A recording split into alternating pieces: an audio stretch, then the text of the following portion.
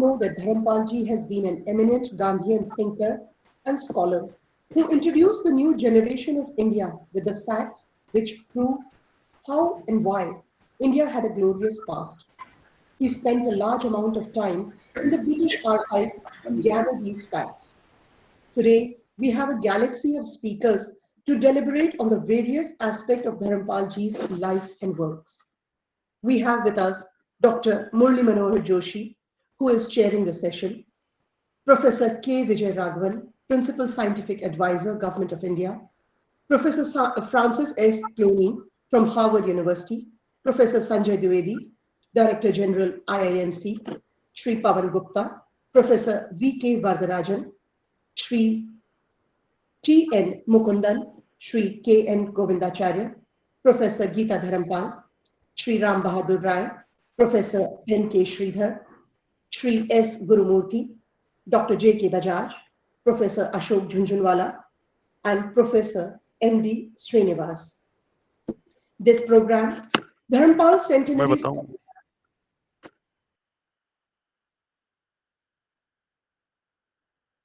This program, Dharampal Centenary Seminar, is being jointly organized by IIMC and Center for Policy Studies, Chennai. The Indian Institute of Mass Communication, IIMC, is one of the eminent institutions in the country and has been in glory for its place in mass communication, academia, research, training, and more.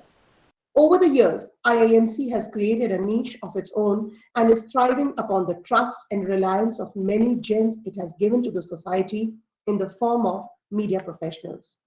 The main campus of IIMC is at New Delhi, and there are 5 regional centers at Dhenkanal, Amravati, Aizawl, Kottayam, and Jammu. To begin the program with positivity, I request Professor M.D. Srinivas and Professor K.V. Vardarajan to come forth for invocation.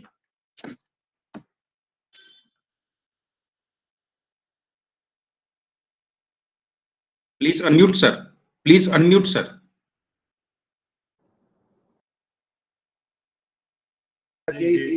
Channo Vishnurukrama Namo Brahmane Namaste Vayu Tvameva Pratyaksham Brahmasi Tvameva Pratyaksham Brahma Varishyami Dhritam Varishyami Satyam Varishyami Tanmavatu Tatvaktaram Avatu Avatu Mam Avadu Bhaktaram. Om Shanti Shanti Shanti. Vedamanujacharyo Andeva Sinamanushasti Satyam Vala Dharmanchara Swadhyayanma Pramada Acharyaya Priyam Dhanamagritya Rajagandhum Mavyalachetsi Satyanna Pramaridavyam Dharmanna Pramaridavyam Kushalanna Pramaridavyam Bhudyaina Pramaridavyam Swadhyaya Pravachanabhyanya Pramaridavyam Deva Pitrikaryabhyanna Pramaridavyam Madridevo Bhava Pitradevo Bhava Acharya Devo Bhava Atiti Devo Bhava Yanyanadhyani Karmani Tani Sevidavyani No Itarani Yanyasmagagam Sucharitani Tani Tvayopasyani No Itarani Eke Chasmat Shreyagumso Brahmana Tesham Vayasanena Prashtasidavyam Shraddhaya Deyam Ashraddhaya Deyam Shriya Deyam Kriya Deyam Bhiya Deyam Samvida Deyam Athayadile Karma Vichikitsa Bhavita Vichikitsa Bhasyad Ye Tatra Brahmana Samam Harshina Yukta Ayukta अलोक्षा धर्मकामास्युः यथा ते तत्र वर्तेरन् तथा तत्र वर्तेताः अथाभ्याख्यातेषः ये तत्र ब्राह्मणाः सम्मर्षिणः युक्ता आयुक्ताः अलोक्षा धर्मकामास्युः यथा ते तेषु वर्तेरन् तथा तेषु वर्तेताः एष आदेशः एष उपदेशः एषा वेदोपनिषत् एतदनुशासनम् एवमुपासितव्यम् एवमुचैतदुपास्यम् शन्नो मित्रस्यं वरुणः शन्नो भवत्वर्यमा शन्न इन्द्रो बृहस्पतिः शन्नो विष्णुरुक्रमः नमो ब्रह्मणे नमस्ते वायो त्वमेव प्रत्यक्षं ब्रह्मासि त्वामेव प्रत्यक्षं ब्रह्मावादिशं विरमवादिशं सत्यमवादिशं तन्मामावीत् तद्भक्तारमावीत् आवीन् माम् आवीत् भक्तारम् ओम शांति शांति शांति हरिः ओम।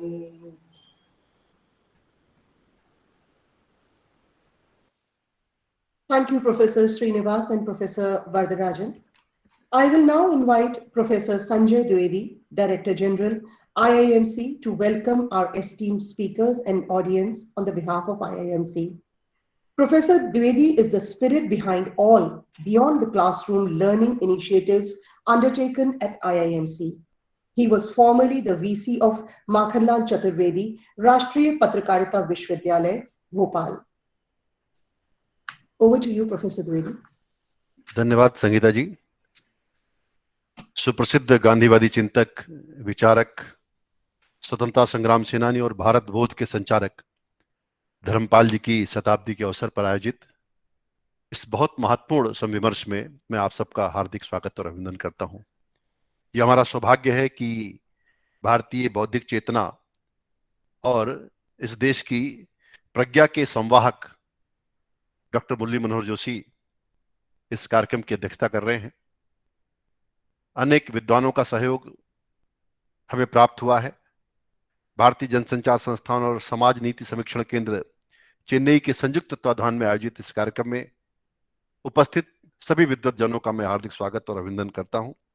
विशेष तौर पे doctor G K. Bajaj, professor Geeta Dharampal, professor M D. Srinivas ji का मैं आभारी हूं कि आप तीन लोगों के सहयोग से हम इस आयोजन को कर पा रहे हैं। Doctor JK. बजाज को इसलिए बधाई देना चाहूंगा कि उन्हें हाल में ही पद्मश्री से अलंकृत किए जाने की घोषणा की गई है और वे अनेक अवसरों पर भारतीय जनसंचार संस्थान के विद्यार्थियों का मार्गदर्शन करने के लिए हमें उपलब्ध होते रहे हैं। इस विद्वत सभा में आप सब विद्वानों को सुनना सच में बहुत सौभाग्य का विषय है। आज दुनिया के तमाम देश प्रगति और विकास की ओर तेजी से बढ़ते भारत को एक नई उम्मीद से देख रहे हैं। भारत की आर्थिक, सामाजिक और सांस्कृतिक यात्रा की एक नई शुरुआत हुई है। आज भारत की पहचान बदल रही है और वह एक समर्थ परंपरा का सांस्कृतिक उत्तराधिकारी ही नहीं बल्कि तेजी से विकास करता हुआ राष्ट्र, इसलिए वो उम्मीदें भी जगा रहा है। लेकिन इन सफलताओं के पीछे अगर कोई मूल तत्व है तो सिर्फ और सिर्फ भारत बोध है, जिसके प्रतीक आज अनेक दिग्गज विद्वान हमारे बीच में उपस्थित हैं। और भारत बोध की चर्चा सुप्रसिद्ध चिंतक आदरणीय धर्मपाल जी ने की थी। 19 फरवरी 1922 को उत्तर प्रदेश के मुजफ्फरपुर नगर में जन्मे धर्मपाल जी एक ऐसे शोधकर्ता और इतिहासकार थे जिन्होंने जीवन भर भारत के गौरवमय इतिहास पर अभूतपूर्व शोध कार्य किया। शताब्दियों की गुलामी के अंधकार में जब अंग्रेज हमारे वैभव को धुंधला करने का षड्यंत्र रच रहे थे, हमारी प्राचीन ज्ञान परंपरा को धूमिल करना चाहते थे, हमारी आने वाली पीढ़ियों को आधुनिकता के जाल में फंसाकर भारतीय गौरव को सुलाने का प्रयास कर रहे थे, उस घरे अंधकार में धर्मपाल जी ने एक ऐसी लौ प्रकट की, एक ऐसी रोशनी हमें दिखाई जिसने पश्चिमी श्रेष्ठता के कुहासे को छाटकर भारतीय मूल्यों का प्रकटीकरण किया। धर्मपाल जी ने उस समृद्ध भारत से हमारा परिचय कराया जो अंग्रेजों के आने के पहले था। उन्होंने हमारा साक्षात्कार उस भारतीय वैभव से कराया जिसके छींटे तक अंग्रेजों ने इतिहास के पन्नों पर पढ़ने नहीं दिए। उनकी लिखी किताबें हमको झकझोरती है, हमको नींद से जगाने का काम करती है, जागृत करती हैं और एक आत्मविश्वास भरने का काम भी करती है। धर्मपाल जी का संपूर्ण जीवन भारतीय चेतना की जागृत अभिव्यक्ति है। उन्होंने अपने दस्तावेजों शोधों से प्रमाणित किया कि विदेशियों के हमारी संस्कृति पर अतिक्रमण से पहले भारत वैश्विक सिरमौर था। उसकी सांस्कृतिक और सामाजिक बनावट लोक कल्याणकारी थी। अंग्रेजों ने हमारी सामाजिक, सांस्कृतिक, आर्थिक, व्यावसायिक और शैक्षिक व्यवस्थाओं को तोड़कर नई पद्धति की रचना की, जिसके कारण लोगों का आत्मविश्वास जाता रहा। हमारी मौलिकता, हमारी सृजनशीलता सब कुछ कुंठित होती चली गई। लोगों का आत्मविश्वास, आत्मगौरव सब कुछ नष्ट हो गया। अपनी पुस्तक the beautiful tree, Indian education in the 18th century में धर्मपाल जी ने थॉमस मुनरो के द्वारा किए गए एक राष्ट्रीय शिक्षा सर्वे का ब्यौरा दिया है। 1820 में हुए इस शिक्षा सर्वे में ऐसी कई बातें हैं जो हम सबको हैरान कर देती है, गौरव से भर देती है। उस सर्वे में भारत की साक्षरता दर बहुत ऊंची आंकी गई थी। सर्वेक्षण बताता है कि कैसे हर गांव में एक से ज्यादा गुरुकुल थे। जो गांव के मंदिर होते थे वो सिर्फ पूजा पाठ की जगह नहीं थे, वे शिक्षा को बढ़ावा देने वाली जगह भी थे। हमारे मंदिर और पुजारी गुरुकुल की परंपराओं को आगे बढ़ाने का प्रयास करते थे। उस शिक्षा संस्थान बहुत बड़ी मात्रा में थे। भारत पर ब्रिटिश एजुकेशन सिस्टम को थोपे जाने से पहले थॉमस मुनरो ने भारतीय शिक्षा पद्धति, भारतीय शिक्षा व्यवस्था, भारतीय शिक्षकों की जो शक्ति है उसका उन्होंने अनुभव किया था। उन्होंने देखा था कि आज से 200 साल पहले हमारी शिक्षा व्यवस्था कितनी वाइब्रेंट थी। इस पुस्तक में विलियम एडम का भी जिक्र है, जिन्होंने पाया कि 1830 में बंगाल और बिहार में 1 लाख से ज्यादा ग्रामीण स्कूल थे। आप देखिए हमारी शिक्षा व्यवस्था क्या थी, कितनी गौरवशाली थी, कैसे ये हर इंसान तक पहुंची थी, कितने सहज और सरल तरीके से इसका क्रियान्वयन किया जाता था। बाद में अंग्रेजों के कालखंड में और उसके बाद के वक्त में हम कहां से कहां पहुंच गए। धर्मपाल जी की पुस्तकों में इन सभी प्रक्रियाओं का क्रमबद्ध वर्णन किया गया है कि कैसे अंग्रेज भारत में आते हैं, उसके बाद उन्होंने किस तरह सब व्यवस्थाओं को तोड़ने का तरीका अपनाया, कैसे छल और कैसे कपट किया, कितने अत्याचार किए और किस प्रकार से धीरे धीरे भारत टूटता चला गया। इनका जो अभिलेख, इसके जो प्रमाण है, ये सब कुछ धर्मपाल जी के ग्रंथों में दर्ज है या उनके लगभग 40 वर्षों के अध्ययन और शोध का परिणाम है। आजीवन गांधी जी के सिद्धांतों पर चलने वाले धर्मपाल जी वैचारिक स्वतंत्रता के पक्षधर थे। उन्होंने कई रचनात्मक आंदोलनों में अपनी सहभागिता दी। धर्मपाल जी ने हिंदुस्तान में विज्ञान के इतिहास, पुराने समाज और लोगों के बारे में बहुत कुछ लिखा है। भारत से लेकर ब्रिटेन तक लगभग 40 साल उन्होंने इस बात की खोज में लगाए कि अंग्रेजों के पहले भारत कैसा था। उनके द्वारा जो जुटाए गए तथ्य, दस्तावेज है, वह हमारे सामने है और वो बताते हैं कि जो भारत की तस्वीर अंकित की गई उसके उलट भारत का चेहरा है। अंग्रेजों ने भारत के विषय में जो लिखा वो हमारे मन मस्तिष्क पर इस प्रकार छाया हुआ है कि इस वैचारिक साम्राज्यवाद से एक लंबी लड़ाई हमें लड़नी पड़ रही है। इसलिए धर्मपाल जी ने अपनी किताबों में हर छोटी छोटी बात का प्रमाण प्रस्तुत किया है। मुझे लगता है कि ये काम केवल वही कर सकते थे। आज हम पश्चिमी सभ्यता के अंधानुकरण में पागल हुए जा रहे हैं। स्वतंत्र भारत में भी यूरोप और अमेरिका की तरफ देखते हैं। यूरोप के अनुयायी बनना हमको अच्छा लगता है, उनके जैसा बनना आज भी हमारी आकांक्षा, हमारा सपना है। ये सब उस शिक्षा पद्धति का असर है जिसके कारण गुलामी हमको रास आती है। धर्मपाल जी की जो किताबें हैं वे इस भ्रम से हमें बाहर निकालती हैं। उनमें भारतीयता के बीज बोकर भारत के लिए योग्य जो परंपरा है उससे हमें जोड़ने का प्रयास करती है। धर्मपाल जी की सबसे बड़ी जो विशेषता है कि वो भारत को एक भारतीय की नजर से देखते थे, ना कि अंग्रेज की नजर से।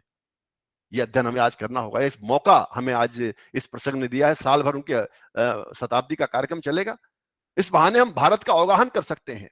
हमें अपनी जो संस्कृति है, जो हमारी परंपराएं रही हैं, पश्चिम मानसिकता की जो गुलामी, इसको मैं वैचारिक साम्राज्यवाद कहना चाहता हूं, उससे मुक्त करके भारत को खड़ा करना है। और इस नाते आज के जो वक्ता हैं वो उसी भारत बोध के एक तरह से प्रचारक हैं, उसी भारत बोध के विस्तारक हैं, उसी भारत बोध के संस्थापक हैं। आज के इस ज्ञान यज्ञ में आप सभी के विचारों की आहुति होगी। मुझे लगता है कि नए भारत, समृद्ध भारत और सुसंस्कृत भारत के निर्माण की प्रक्रिया में वो मील का पत्थर साबित होगी। मैं अपने, क्योंकि विद्यार्थी मेरे यहाँ जुड़े हुए हैं, मैं उन विद्यार्थियों को बताना चाहता हूं कि धर्मपाल जी का पूरा साहित्य अंग्रेजी और हिंदी में उपलब्ध है। अब हिंदी में भी वो पूरा साहित्य जो है पुनरुत्थान विद्यापीठ ने छापा है। इसके 10 खंड उपलब्ध हैं। हमारी लाइब्रेरी में हमारे सभी केंद्रों की लाइब्रेरियों में किताबें उपलब्ध कराई गई सभी विद्यार्थियों को। केरल से लेकर के आइजोल की सभी पुस्तकालयों में ये पुस्तकें उपलब्ध हैं। मेरा विद्यार्थियों से निवेदन है, एक बार धर्मपाल जी को पढ़ करके देखिए, उनको अनुभव करके देखिए, उनका पुनर्पाठ करके देखिए। मुझे लगता है भारत को जानने, भारत को पहचानने और भारत को मानने का उससे अच्छा तरीका कोई नहीं हो सकता। आज में के मौके पर मैं विद्यार्थियों से कहना चाहता हूं, भारत को जानो, भारत को मानो, खुद बनो और भारत को बनाओ। आज के इस मौके पर मैं आदरणीय डॉक्टर जोशी का, आदरणीय फ्रांसिस सर का, प्रोफेसर के विजय राघवन जी का, आदरणीय श्री के एन गोविंदाचार्य जी का, श्रीमान राम बहादुर राय जी का, श्री एस गुरुमूर्ति जी का, श्री एम के श्रीधर जी का, Shri T M Mukundan ji, professor Ashok Jhunjhunwala ji, आदरणीय Pawan Gupta ji, professor K V Varadarajan ji, professor Geeta Dharampal ji, doctor G K Bajaj ji, professor M D Srinivasan ji, आप सबका अभिनंदन और स्वागत करता हूं। प्रमोद जी का, संगीता जी का, जिन मित्रों ने इस पूरे आयोजन में अपना कुछ ना कुछ योगदान दिया है, उन सबके प्रति मैं कृतज्ञ हूं और उम्मीद करता हूं यह ज्ञान कि बहुत कुछ देकर के जाएगा। कल इंदिरा गांधी कला केंद्र की तरफ से भी एक कार्यक्रम है, उस कार्यक्रम में भी आप लोग जुड़ें और धर्मपाल जी को समझने की जितनी आंखें, जितनी नजरें हमारे पास होंगी, मुझे लगता है भारत उतनी जल्दी आत्मविश्वास को प्राप्त कर परम वैभव को प्राप्त करेगा। जय हिंद, जय भारत, नमस्कार। आपका धन्यवाद professor Dwivedi ji. It is my humble request to the chair, Dr. Murli Manohar Joshi ji, to kindly give his initial blessings. धन्यवाद। सर्वप्रथम तो मैं श्री द्विवेदी जी का आभार प्रकट करूंगा कि उन्होंने मुझे अवसर दिया कि मैं भी उन्हीं की तरह हिंदी में अपने विचार रख सकूं। सामान्य तौर पर मैं अपने विचार हिंदी में ही प्रस्तुत करने की चेष्टा करता हूं, लेकिन फिर भी कभी कभी ऐसे प्रसंग आ जाते हैं तो उसमें थोड़ा अपवाद भी कर देता हूं। लेकिन आज आपने प्रारंभ ही इस प्रकार से किया कि मुझे बहुत उत्साह मिला और मैं ऐसा समझता हूं कि आपके इस प्रबोधन से इस कार्यक्रम को अन्य किसी आशीर्वचन की आवश्यकता और नहीं है। ये कार्यक्रम अपने आप में अद्भुत है और भारत को जानने और पहचानने के बारे में जो आपने अपनी अपेक्षाएं व्यक्त की हैं, उसको दूर तक ले जाने का ये एक बहुत महत्वपूर्ण सोपान बनेगा। ये कार्यक्रम मेरी दृष्टि से एक सारस्वत कार्यक्रम है। इस कार्यक्रम की दूर तक अनुभूति जाएगी और लोगों को प्रेरणा मिलेगी कि वो भारत को सही मानों में समझे। आपने ये कहा कि हमें इस बात का विचार करना चाहिए कि हम कहाँ पहुँच गए। ये बहुत महत्वपूर्ण आपका वाक्य था। ये प्रबोधन कि हम कहाँ से चले थे और कहाँ पहुँच गए हैं, और जहाँ से चले थे वहाँ पहुँचने के पहले हम कहाँ थे। धर्मपाल जी ने अपने इस साहित्य के द्वारा, अन्य उनके जो लेख हैं उनके द्वारा बहुत कुछ लोगों को प्रबोधित किया, उद्वेलित भी किया, और मैं समझता हूँ कि बहुतों को उन्होंने विचार की दृष्टि से बहुत आगे ले जाने के लिए उनको एक दृष्टि देने का बहुत भी महत्वपूर्ण काम किया। मेरा तो उनसे परिचय बहुत बाद में आया, लेकिन उनके लेखन से मैं बहुत पहले से परिचित था, क्योंकि वो ईपीएसटी नाम की एक संस्था के साथ उनका बहुत पुराना संबंध था और मैं भी उस तो इसलिए उनके लेख और उनकी दृष्टि का मुझे अवलोकन करने का अवसर मिला था। उसके बाद जब वो दिल्ली में आए तो स्वर्गीय श्री नानाजी देशमुख से उनकी बहुत मुलाकातें होती थी और उस समय मुझे बहुत अवसर मिला था उनको समझने और जानने का। ऐसे महर्षि के लिए इस कार्यक्रम का आयोजन किया जा रहा है। ये महनीय कार्यक्रम है। मैं सबको बधाई भी देता हूँ और अपनी तरफ से प्रभु से ये प्रार्थना करता हूँ कि वो इस कार्यक्रम की अनुकूल देशव्यापी नहीं विश्वव्यापी बनाए, क्योंकि आज आवश्यकता जहाँ एक तरफ भारत को अपने आप को समझने की ज़रूरत है, वहाँ दूसरी तरफ ये भी ज़रूरत है कि विश्व भी हमें समझे। और ये किस रूप में हमें समझे, वो किसी का अनुगामी, किसी की प्रतिकृति अनुकृति मान करके हमको समझा जाए, या हमको एक मौलिक देश, मौलिक विचारक और दृष्टि देने वाला दुनिया की सभ्यता को, दुनिया की अपनी जो एक चेतना है उसको जागृत करने के रूप में माना जाए। मैं अपने सभी हृदय के और अपने भावों के साथ इस कार्यक्रम को अत्यंत महनीय मानता हुआ इसको सफल और अत्यंत शुभ रूप में देश के लोगों को समझने की पात्रता भी लोगों को मिले और हमें भी धर्मपाल जी ने जो दृष्टिबोध दी है उसको विश्वव्यापी बनाने के लिए चेष्टारत करने की प्रभु हमें कृपा करें। इन शब्दों के साथ मैं इस कार्यक्रम को शुभाशीष तो देने की स्थिति में नहीं हूँ, क्योंकि यहाँ सभी बहुत विद्वान लोग हैं, बहुत ही सब मूर्धन्य लोग हैं, लेकिन प्रभु से मैं ये प्रार्थना अवश्य कर सकता हूँ कि वो हम सबको शक्ति दे, युक्ति दे, बुद्धि दे और सबसे पहले अपने आप को समझने की प्रेरणा दे। धन्यवाद, बहुत बहुत नमस्कार। आपका हार्दिक धन्यवाद, आभार माननीय Joshi ji. I will now invite Professor Geeta Dharampal, who apart from her academic achievements is also the daughter of Sri Dharampal, to share her reminiscences of her father, Sri Dharampal ji. Welcome, madam. Good afternoon. Namaste, sabko. Firstly, I would like to convey my sincere apologies for talking in English.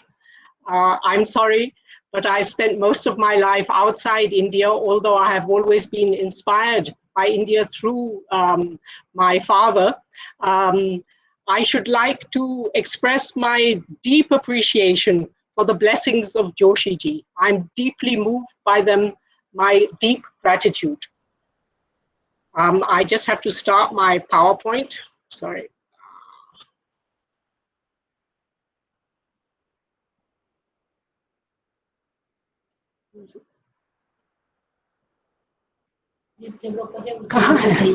Sagar, you can share the PPT. Sagar. No. I think I will get it. It should be here. Oh, where is it gone? पता नहीं क्या.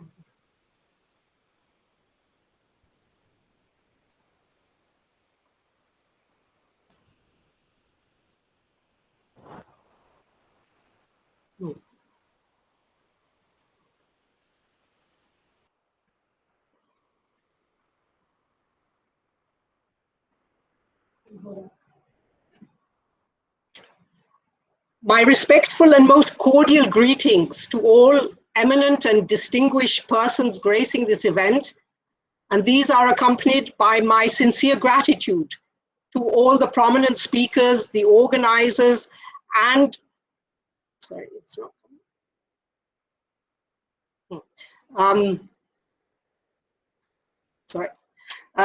The organizers and the students and faculty of the Indian Institute of Mass Communication, as well as to all friends, family members, and close associates of Dharampal ji,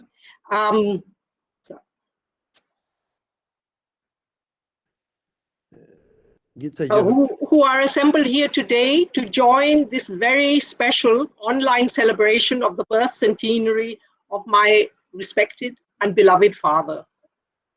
For me, it is a true privilege to be his daughter. I have been asked to say a few words as personal reminiscences about my father from a daughter's perspective, a task that is not too easy in such an august public forum.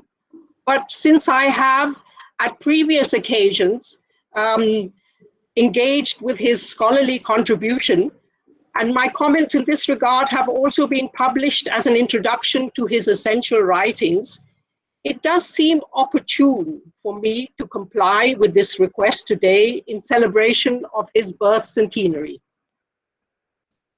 Dharampal ji has become an iconic personality for many successive generations in post-independence India.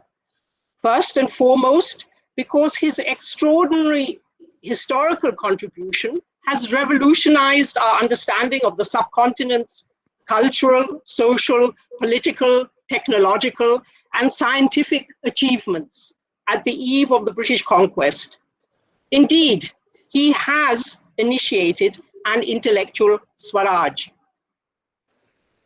To understand how this became possible, let me attempt very briefly to trace his life story and draw your attention to some defining personality traits that enabled him to have such an impact.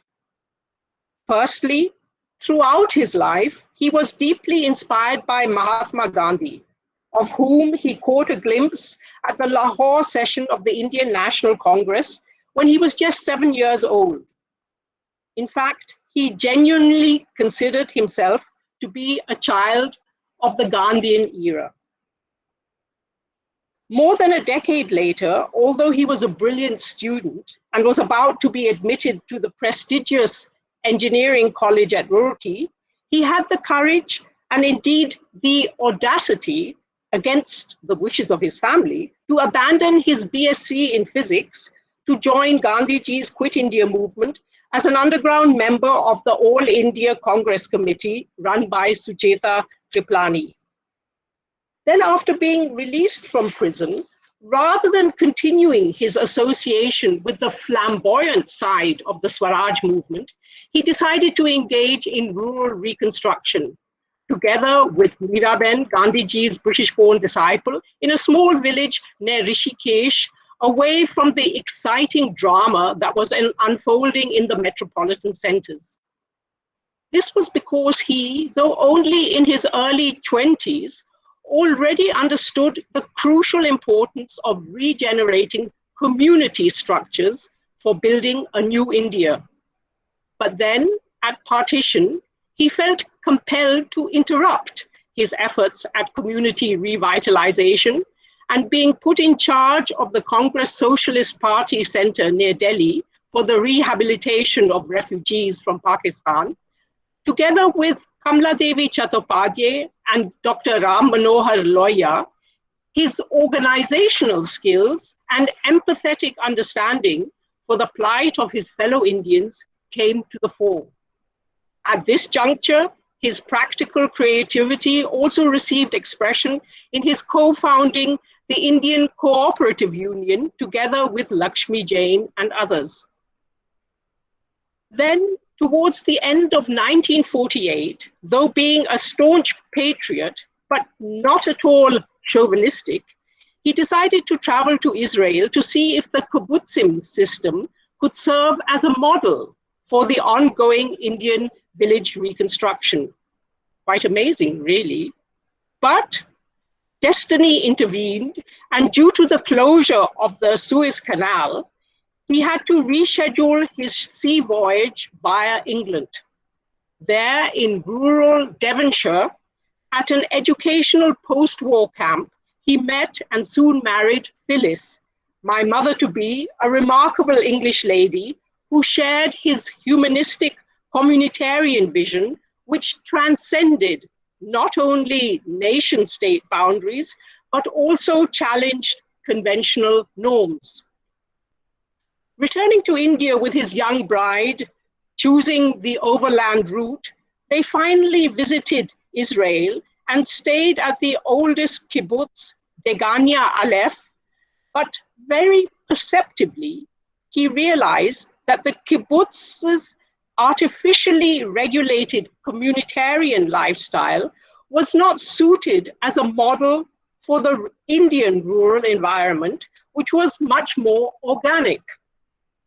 This judicious ability to be selective and to decisively reject alternatives which he considered inappropriate or not viable was one of his defining traits.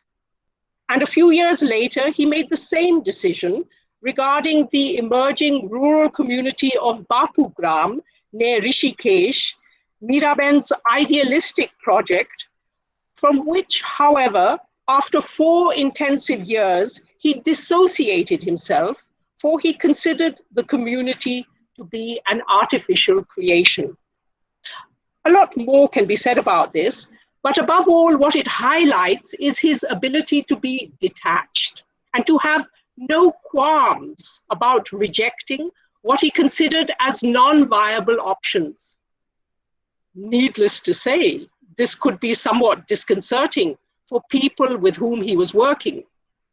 A later prominent instance was his resignation in 1964 as General Secretary of Abad. This was because he was categorically not in favor of this NGO, the first of its kind, receiving foreign funding for Indian rural projects. This was a principled stand, having dire consequences for the family's sustenance, but his deep convictions overrode any pecuniary or monetary considerations. Other examples of his taking a principled stand took the form of hard-hitting written contributions, one of which was his first major publication entitled Panchayat Raj as the Basis of Indian Polity, criticizing the failure of the Constitution for not incorporating indigenous grassroots political and administrative structures.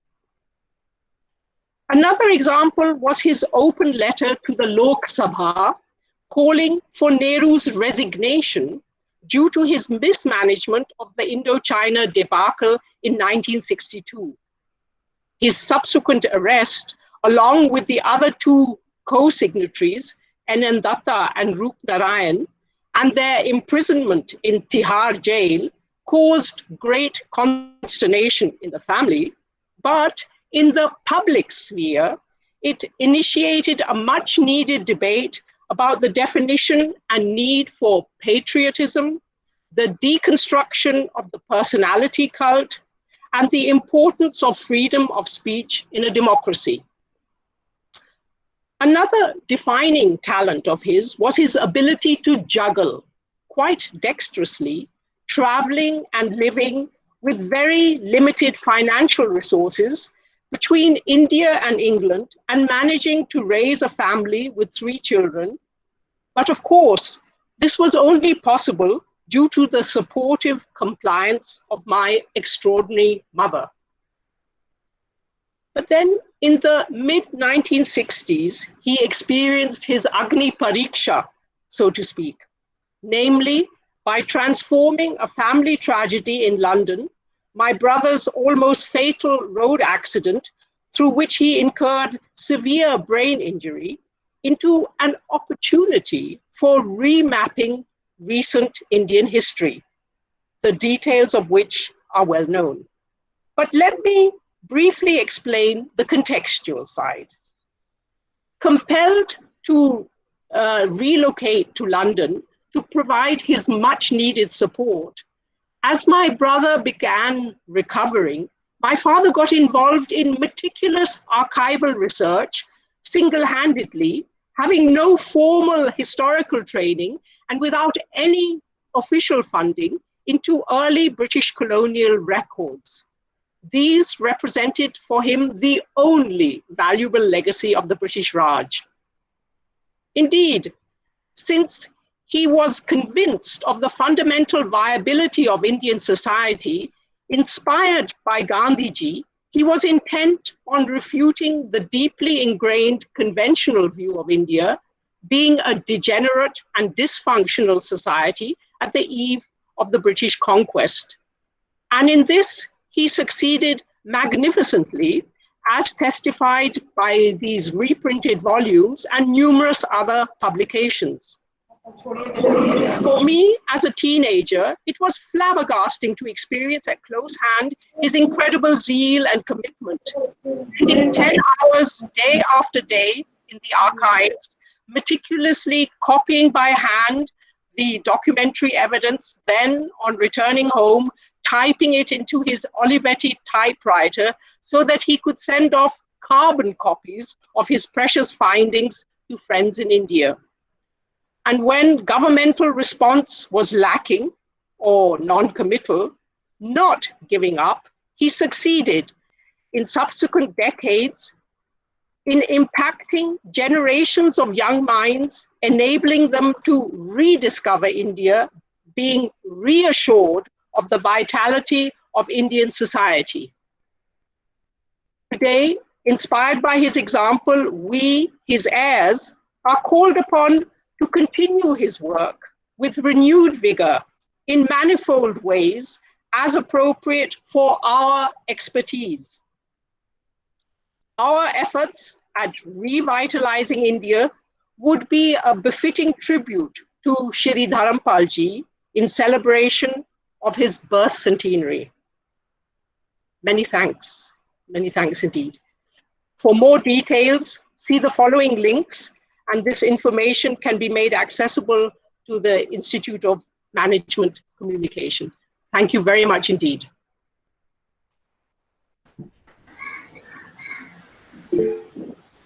Thank you, Professor Dharampal ji. I will now request Dr. J.K. Bajaj, Director, Center for Policy Studies, Chennai, to moderate the next part of the seminar. Over to you, Dr. Bajaj. Slide sharing भी है. Please unmute, sir. Bajaj sir.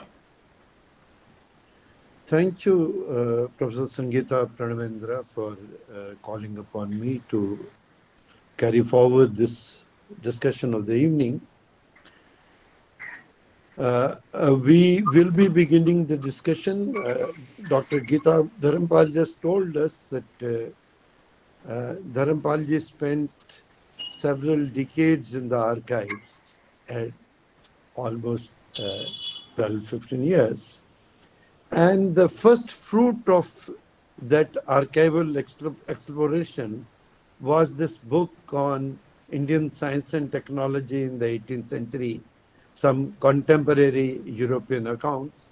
It was published in 1971, and we'll begin with the discussion on his first book out of his archival research. This is an extraordinary book. I remember that when it was published, it caused quite some churning in major institutes of Indian science and technology. I remember having gone with him somewhat later to IISc, and major professors of the Indian Institute of Science at that time were somehow not aware of the kind of information that this book was presenting, and it was clearly a matter of great pride for all of them that a book of this kind was written and talked about.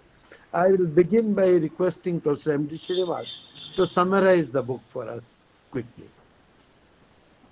Thank you, Bajaj ji.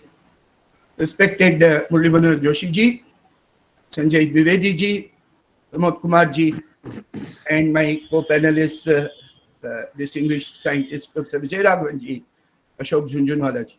So I will briefly summarize this great book which was published by Dharampal ji, Impacts India in New Delhi in 1971. It has been republished last year in the Dharampal Classic series edited by Dr. Bajaj and myself.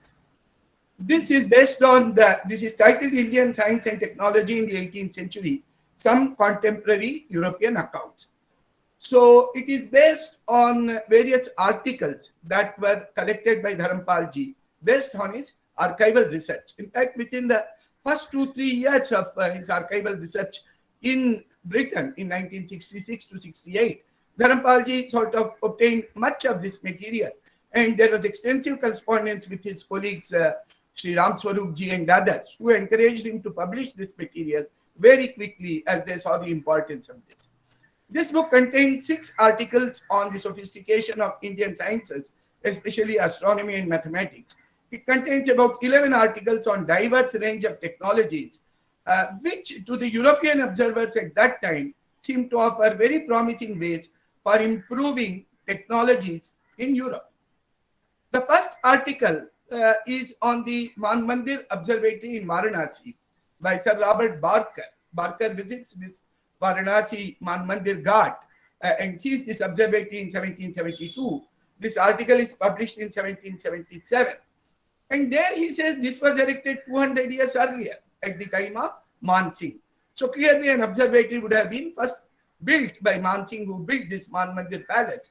And Raja Jai Singh in 18th century would have added a few more instruments. This Man Mandir was recognized as one of the 5 celebrated observatories of the world by Encyclopedia Britannica in all its editions till 1823. Raja Jai Singh, of course, built other 4 observatories in Delhi, Jaipur, Varanasi, and Delhi, Jaipur, Ujjaini, and Mathura. The Mathura one is no longer available. It has been studied even recently that these observatories, especially the one at Delhi, the Jantar Mantar, and the one at Jaipur, have a resolution of about 1 second of arc, which is the very limit of naked eye observation. So in that sense, this was the summum bonum of naked eye observation, astronomy. And this Jai Singh had a very distinguished career, Raja. By 1720, he becomes a very important sort of a king in northern India. He persuades the Delhi emperor to abolish jizya. He does Rajasya Yajna. He starts compiling books on astronomy, and he gets permission to build the observatory in Delhi between 1720 to 25. And later he builds the city of Jaipur, which is designed by a traditional Sthapati in 1727 to 34. But for astronomy, his guru, Jagannath Samrat, who perhaps hailed from Maharashtra, he translates not only the older Indian books and writes commentaries, he translates Ptolemy's Almagest and Euclid's Elements into Sanskrit, and he writes original books in Sanskrit based on the observations that were carried out in these observatories. In fact, Jai Singh writes, later on gets the European tables of Philip de la Harre, published in 1720s. And he even writes to the Jesuits saying, your calculations don't seem to be agreeing with observations as we are seeing here. There must be some issues with your theories. So that was the level at which Raja Jai Singh tried to update. He was a great Renaissance man, if we can so call anybody in recent Indian history.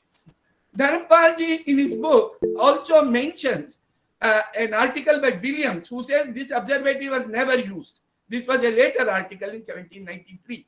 And commenting on the appearance of Man Mandir, which perhaps holds even today, Dharampal ji says that its appearance today seems even more neglected than that described 2 centuries ago, except that a few plates have been fixed, indicating the names of these instruments. And he comments that its counterparts in Britain, France, etc., are greatly cherished. The other 4 celebrated observatories of the world are greatly cherished and serve as the repositories and centers of their respective astronomical knowledge. Other article, important detailed article by John Playfair, is a review of a French book which claimed that the Indian astronomical calculations coincided with observations at their epoch time, which was called the epoch time of Kali Yuga. But Playfair was, while he said this, he was very skeptical about contemporary state of Indian astronomy. So he said, since there could not have been a Newton or a Lagrange or Laplace in India, he says Indians must have observed it in 3100 BC.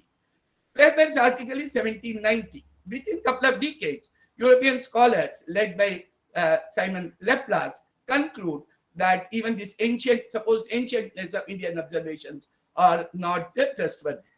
Today we know that the Vedic corpus really talks about the celestial pole being in what is called the Abhaya Dhruva or the Alpha Draconis constellation, which was celestial pole only in 2800 BC. Today, Dharampalji's book to argue this case mentions the Lee Gentil, who was a French astronomer visiting India in 1770s. And there are detailed descriptions by Lee Gentil of eclipse calculations by Indians, which were in fact more accurate than that which were obtained by what was new to him called the Tobias-Mayer tables. And Lee Gentil even says the method of calculation of Indians is much more advantageous and faster. Dharampalji's book has the introduction of Henry Thomas Colebrook's edition of Brahmasputa Siddhanta and Bijaganita translation.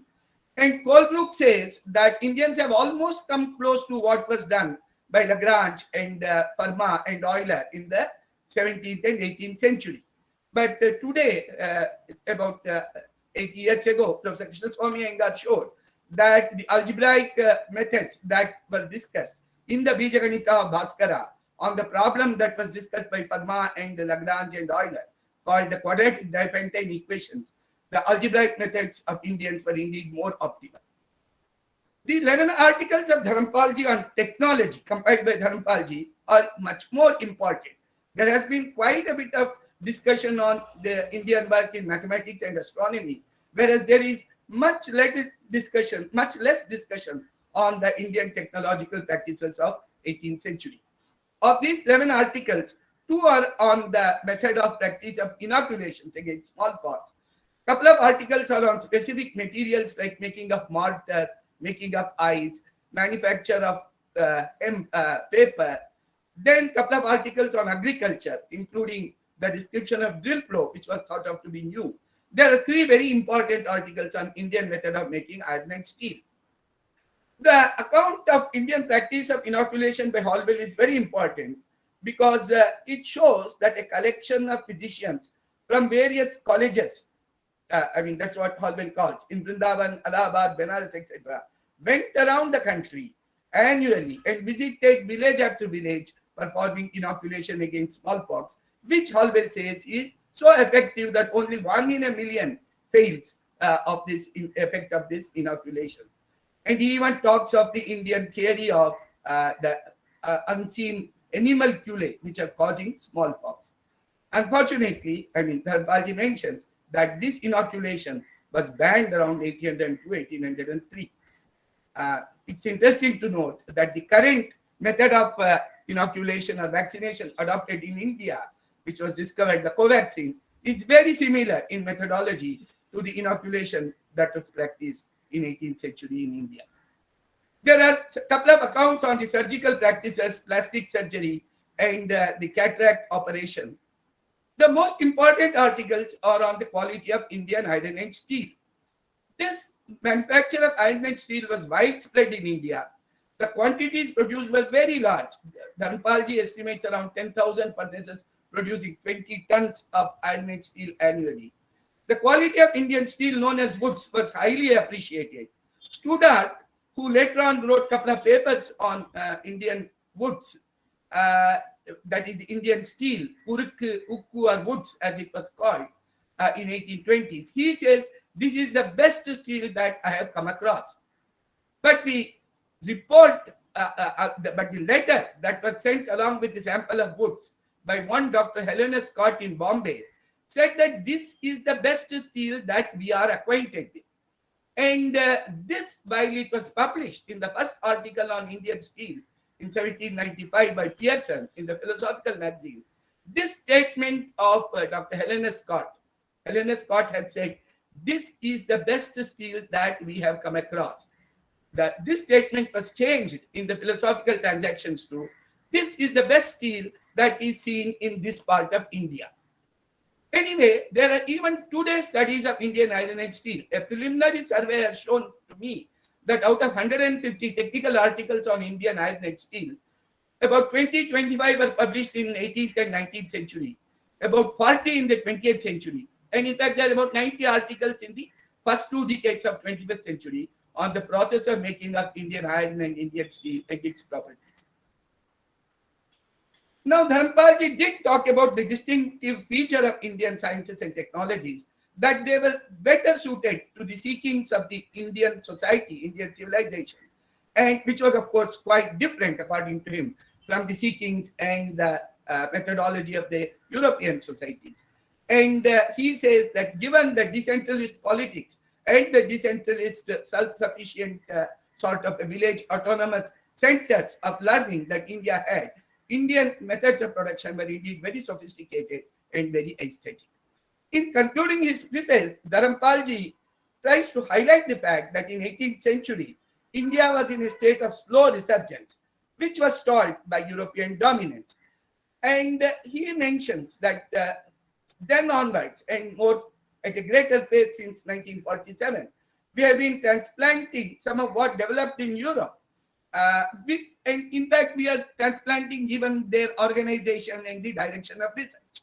And it is largely due to such transplanting and its unthinking acceptance that even though most of individual Indian scientists and technologists are as creative, if not more, and innovative as their colleagues in Europe, the impact of this science and technology on the larger society in India has not been appreciable. And then again, he says, borrowing ideas is not something new to India or to Europe or to other civilizations. But the borrowing in the modern period, this unthinking transplantation has retarded and blunted indigenous innovation and creativity. In fact, in the preface of Professor Blandpate to this book, Blandpate tries to argue that India should take whatever science was done by Indians and Europeans during the colonial period and the later science as a part of Indian cultural heritage.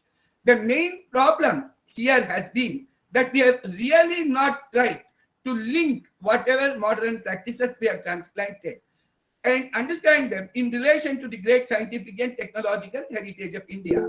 And Dharampalji argues that it's high time that the non-Western societies acquire that kind of a knowledge of their sciences, technologies, and other knowledge systems so that they become much more creative as they used to be.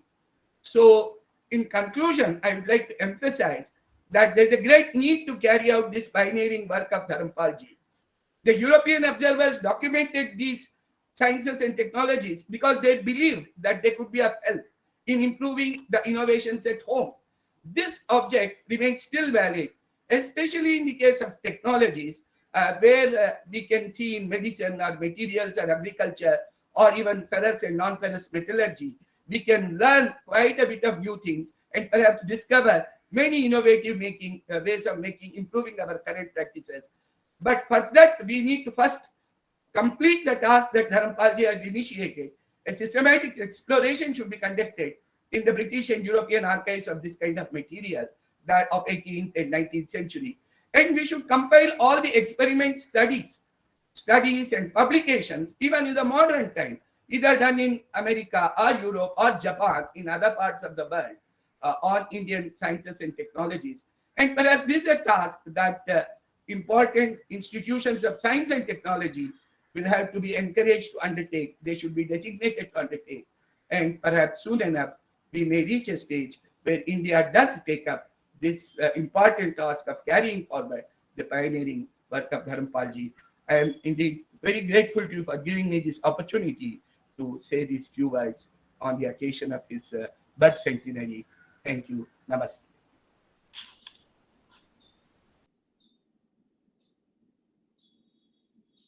Sir, please unmute Bajaj sir. Thank you, Professor Srinivas. I'll now request Professor Vijay Raghavan, our old colleague and principal scientific advisor to the Government of India, to make his intervention. Namaskar, Dr. Jitendra Bajaj ji. Thank you very much. Namaskar, Murli Manohar Joshi ji. It's a great pleasure to be here with you, Dr. MD Srinivas, and all my colleagues. It was a pleasure to listen to Dr. MD Srinivas and Dr. Geeta Dharampal ji. And I must say, looking at both the galaxy of stars who are experts on Dharampal ji's work who are speaking today, and on the topics they're covering, there is, I should not even say little, there's nothing original which I can add, except full concurrence. So I will not try to repeat the kind of studies done by Dr. Dharampal in his book on technology, science and technology in the 18th century. I have just been reading over the last few months after a previous interaction with Dr. Jitendra Bajaj, The Beautiful Tree, and I've been reading Bharatiya Chittamanas and Kala, Dr. Bajaj's translation. Now, fundamentally, I think we need to grasp the nettles of a challenge and go forward. In addition to doing all of what Dr. M.D. Srinivas said, the scholarly work, the understanding, the appreciation, the context, the culture of all what has happened in Indian science and technology. And that, going forward, requires us to understand why the world has come to where it is today.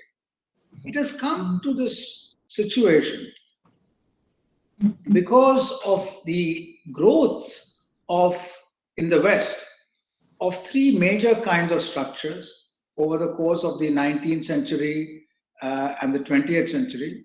And these were the structures of imperialism, fascism, and communism. Those structures also had underlying it a major economic engine which drove the growth of industry in a certain manner anchored on new science and technology, and a voracious appetite to use natural resources, people, and markets for their growth.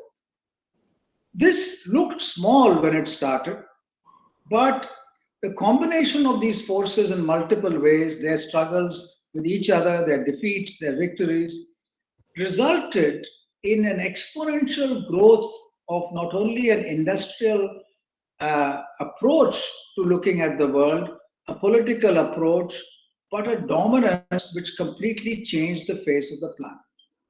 In the short span of about 2.5 centuries or so, humans therefore were transformed from being survivors on the planet to those who are now holding the planet's future in their hands. We are in a very precarious stage because of this unbridled growth of an exploitative nature. It is all very well to say that. It is all very well to say that the past was different. We are in a situation now where we have to see how, between all the ways of looking at culture and civilization across the world in different societies, which were now transformed over the last few hundred years into essentially a monoculture of a certain kind, how do we go forward? There is no, there's no atavistic method of going back to this or that. Now let us look at India in that context. We are in a situation which we must appreciate is rather grim and difficult from a cultural perspective. You go to an Indian home in a large city, in a small town, or even in a rapidly urbanizing village. You see, of course, at the heart of it, at the core of it, as Dharampal ji has pointed out in many ways, there is an Indianness. But you can also not fail to see that diminishing Indianness constantly. There are very few features in our homes, in the way we talk, in what we do, which have a deep sense of rootedness in our surroundings. Now, you have a demand in a rapidly changing world of depth and excellence, a lot of which is going on in the West. There is no doubt about it. That kind of depth of excellence has no rootedness, and our rootedness does not have knowledge because we've destroyed the knowledge. So we now need to reformat and do things in a manner which combine rootedness and the growth of knowledge. Simply putting the structures in our schools and colleges and so on, they may serve some basal purpose. It is good to have a classroom and a blackboard and internet and so on and so forth, laboratories, but these are the plumbing. It is the nature of the water supply and the rootedness which we need to also address. And that is our biggest challenge today. So the question is, how can we do that? The answer to my mind is simple, yet very difficult to implement, and I will end with that. What we need to do is all our conversations, and this current conversation is an example, it is in English. All our conversations, all our learning, all our interactions need to be bilingual or trilingual. That is feasible by technology today. You should be able to have a rootedness in a language in your culture, not feel deficient or not think there's a deficit because of that, and be able to communicate anywhere, everywhere in the world. The very technologies which have made a mess of the world today also have resulted in solutions to this kind of a problem. And today it is actually possible. I think I saw Rajiv Sangal here. People like Rajiv Sangal and others are working so that they can have seamless translation as you speak into any language and from any language. This kind of an approach, when it's deployed everywhere, should result in local pride in multiple ways. This local pride and the ability to communicate in today's science and technology will allow you to develop products and market them in a manner, again, which is linked to local innovation and pride. Now, you cannot have a country becoming an innovation, science and technology superpower if its cultural attitude and its thoughts are rooted in Western ideas alone. Western learning is very important. If you do that, you will be an extraordinarily successful employee of Western companies, no doubt about that. But you are not going to be an innovator and developer of Indian companies or global Indian companies. That comes from a rootedness in culture and language. And that you can see in societies which have been successful. Now, this is the goal of our education policy. It's stated in many ways, but the challenge of implementation is extraordinary. So I suggest that we do, from a practical point of view, two things. Propagate the value of this kind of an education system, but also each of us deploy this and do this in one context at least, so that we have an exemplary situation, an example which we can try out and see whether this is successful or not. In other words, make a school or a college or a university which has got deep rootedness, as well as it can be clearly amongst the global best in current science and technology. Thank you very much. Thank you, Professor Vijay Raghavan. It's been very interesting talk. I think we'll carry this conversation forward at some stage. Professor Raghavan was present when we inaugurated the centenary celebrations on 19th February 2021 with the republication of 5 of his Dharampalji's major books. And he's present with us again today. Thank you very much. Dr. Bajaj, if you could kindly excuse me, unfortunately I'm in another meeting and I stepped out. I feel very ashamed asking you to be excused. This is a more important meeting. Unfortunately, my Sarkari job requires me to be present there, so I cannot. Thank you. Thank you. In fact, Vijay was in a meeting and he said he'll come out of that meeting for half an hour and talk to us. Thank you very much. Please. Thank you. Next on our schedule is Professor Ashok Gupta, Ashok Jhunjhunwala, but Rajiv Singhal has been raising his hand. I will request him to very briefly intervene, perhaps take just about a minute or so. Rajiv. No, I'm sorry, I didn't raise. Something must have been I see. It's been repeatedly telling me that you're raising your hand. Okay, Ashok Jhunjhunwala has been a colleague of ours since 1978. He has been also very close to Dharampalji. Dharampalji used to stay at his home in Chennai in the IIT for several days, weeks. And Ashok has carried forward the direction in which Dharampalji wanted Indian science and technology to move. We should have given him somewhat longer time, but today we are short of time. We are here. Yes, Bajaj, I think that's enough. Yes, we have short time. So already the good part is that both MD Srinivas and Vijay Raghavan has said a lot, so I need to speak very little. First of all, Pranam Murli Manohar Joshi ji, MD Srinivas, Bajaj, Vijay Raghavan, Sangal, Geeta Dharampal ji, all of you. Very, very happy to speak on this occasion of 100th birth centenary of the Dharampal ji. Dharampal ji was like my guru. I mean, he completely helped me transform. He connected me back to India and back to the Gandhi ji after I came back from United States and I started living in Chennai. I came back with a passion of doing something for India, but I did not know what to do. And Dharampal ji by and large showed the way. And while all his books played a very important role, and it is going to be talked about today, the book that really hit me very hard was the 18th century science and technology book. The MD Srinivas has already talked quite a bit about that book, and that book is worth reading because it was very important for me because it denied everything that I was taught. It gave a totally new perspective.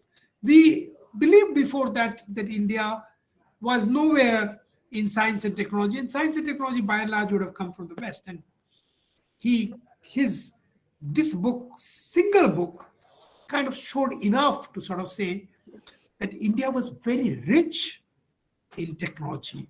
in 18th century. Of course, we should have been a little more foresight. A country which was so rich till around 18th century that British came primarily to take wealth away from here. I mean, how could it flourish without a very, very flourishing science and technology? We should have thought about it. But somehow this logic also was not somehow going into our head.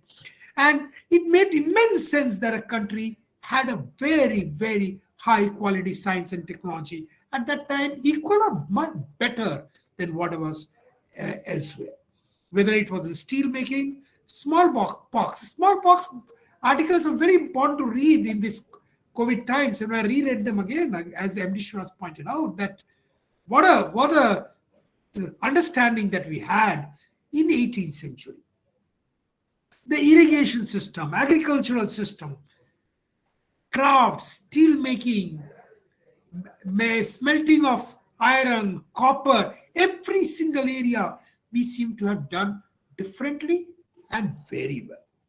Surprising that I didn't get to know throughout my learnings about science and technology. What it shows that the science and technology flourished. Technology were flourishing, were practiced widely. What was also important that came from his book and from his later book, that this was not incidental or unique to a particular area or a particular time. It appears to be that for hundreds of years just continued. I don't know for how long, but just continued. Till around 18th century, and only 18th century we start seeing the decline. First the decline in technology, then the decline in the minds of people that this technology even existed. What Dharampalji's work showed that such work was not incidental, but it was based on a certain socio-economic foundation to support such activities. And for that, the later book which will be talked about is the Chengalpet data book, in which I worked with Dharampalji quite a bit. In fact, he asked me to try to digitize that, put it on a computer. That time we hardly in 84, 85, we just were starting to get computer. And I remember trying to use floppy drive after floppy drive and collecting all those data. These data were for 1770 in Chengalpet district region. And in every village, the records, and the record was different from village to village. And every record showed that 25 to 30% of the village produce was distributed to functionaries like carpenters, weavers, ironsmith, those who maintained irrigation, schools, and 30 other practices. This 25 to 30% part of that even going to some remote places. Some of it you could not understand, some of it you could understand. Religious places, and I will say education places, and today I will say the places which did R&D, research and development, science and technology. Only about 5% went to the king. And this showed that there was an immense amount of decision making at every village level, because village to village the numbers change. So every village realized that we need to contribute to ABC because the ABC is going to be helpful to us. It was basically showed that that was the basis on which every science and technology practitioners who got for their work money from a whole lot of different villages was therefore connected to the village. The important thing was connectedness to the people. This was probably the one theme that science and technology was not disconnected. From there on, we started centralizing. And we have reduced the local decision power making more and more and more. And the science and technology completely moves away, and today too, funded by center. Everything is center. And even, forget about village, even taluka, the district, states have less and less power. This has been going on, and I somehow feel that the biggest contribution of Dharampal ji has been that when a decision making was at the local level, every decision was taking into account the people. People had a say. Once the decision making moves far away from them, well, it does not have that connectiveness. This has been enough talked about, and there are others who are going to talk about it. I'm not going to talk about it further.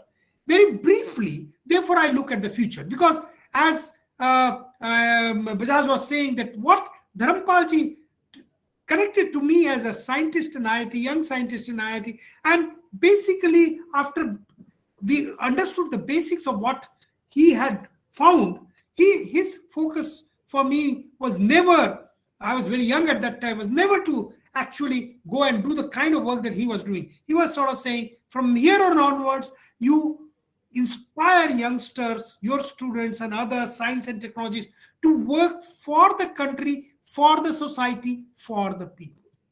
And he inspired us to look at, in every work, the benefit that our people would get. And from there onwards, over last 35, 40 years, whatever I have done, whether it is in wireless area or in banking area or bringing mobile banking or in solar or energy or electric vehicles, we have always looked at the people. How does I would sort of say, every person in the country will benefit. We didn't even connect ourselves anymore to what is happening in science and technology over the world. Okay, we'll borrow whatever is there, but we'll look at what will benefit our people. The important thing, the obstacle that we have faced, and I remember the first time we started facing this obstacle, and Murli Manoj Joshi ji knows it very well, around 1994-95, when we brought in wireless in the country and brought down the cost of telephony by a factor of 4. And sort of said that with wireless, we can get 100 million telephone, and every village can be connected, and we can put internet kiosk in the village and things like that. The question that kept on asking for every innovation that we did was, has this been done in the West? Why has this not been done in the West? Anywhere else? How can we be the first? Basically, there is a disbelief, I'll say, not just in bureaucracy, but even amongst scientific establishment, that we cannot be the first to do something. We can only copy. So the questions, even when 4 or 5 years back, when we came with battery swapping in electric vehicles, the question that I was asked, where else it has been done? If it has not been done elsewhere, how do you know it will work?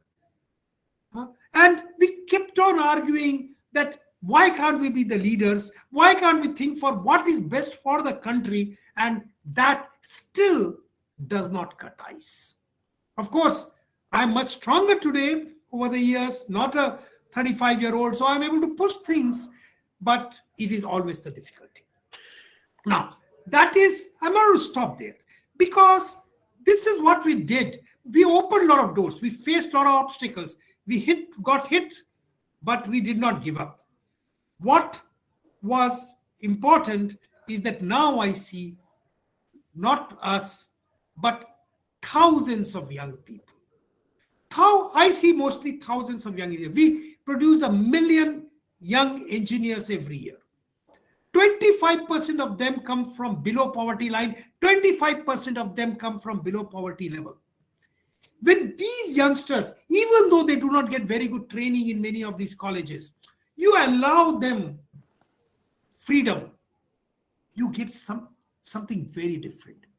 Coming from low income and coming from non-English speaking homes, coming from villages, they are far more connected with our civilization. I agree, there is a lot of brokenness, but yet they are connected. They are connected with the families.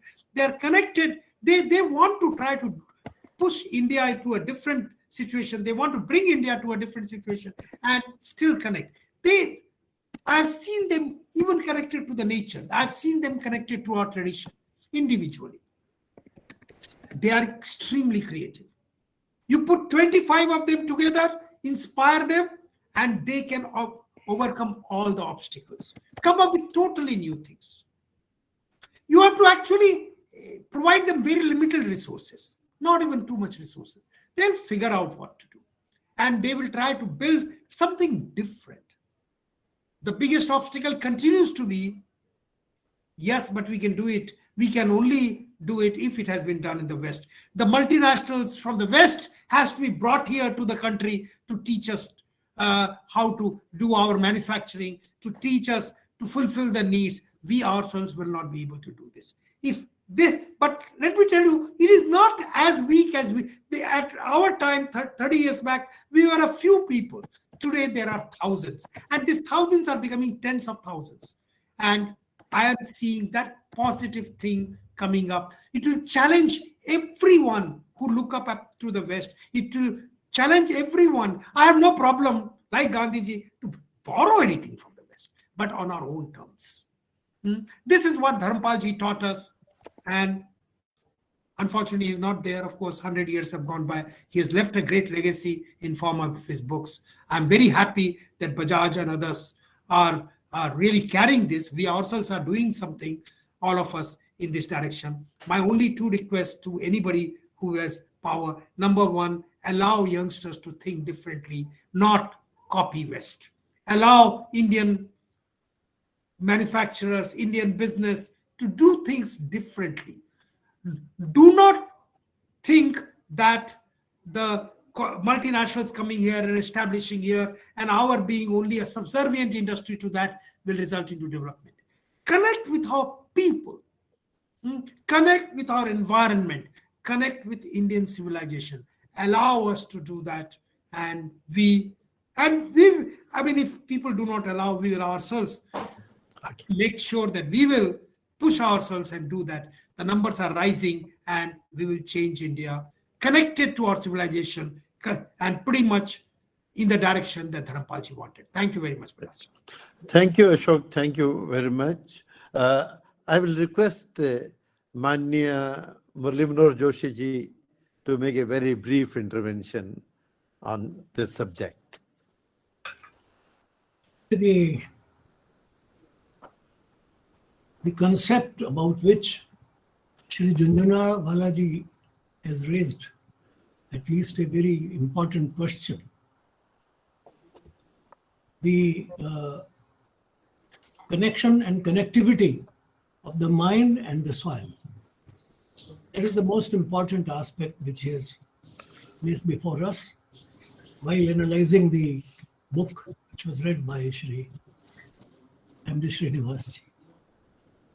The point is now that there is a lot of literature, scientific literature, which is not only in this country, scattered here and there, but is also as a repository in various labs, libraries, archives. If you can catch hold of that, I can say, that collection of those very important these research papers, books, I think we will be able to connect ourselves with the continuity of the stream of scientific work in this country. So we must try to find out through certain mechanism. Say the mechanism can be, Mr. Vijay Raghavan is not here, but I would appeal to Mr. Bajaj ji to communicate to him that what we will want is that there must be now first a systematic exploration of the British and other archives, not with a view to say that they are superior to us, but because how they looked at India and what they took away from India. I will not be able to now carry on for a longer time at this point, but I can say very safely that a large number of our India's intelligence and India's technology was taken over, by some scientists and some doctors and some missionaries, as a very well thought of plan. Because if you read through this book, you will find that many of our ideas have now been incorporated in the present technology. When I was a student, when I joined Allahabad, somebody told me that Allahabad had a very flourishing trade in manufacturing ice. How come it? Then somebody told me that this manufacturing of ice was also done in Meerut.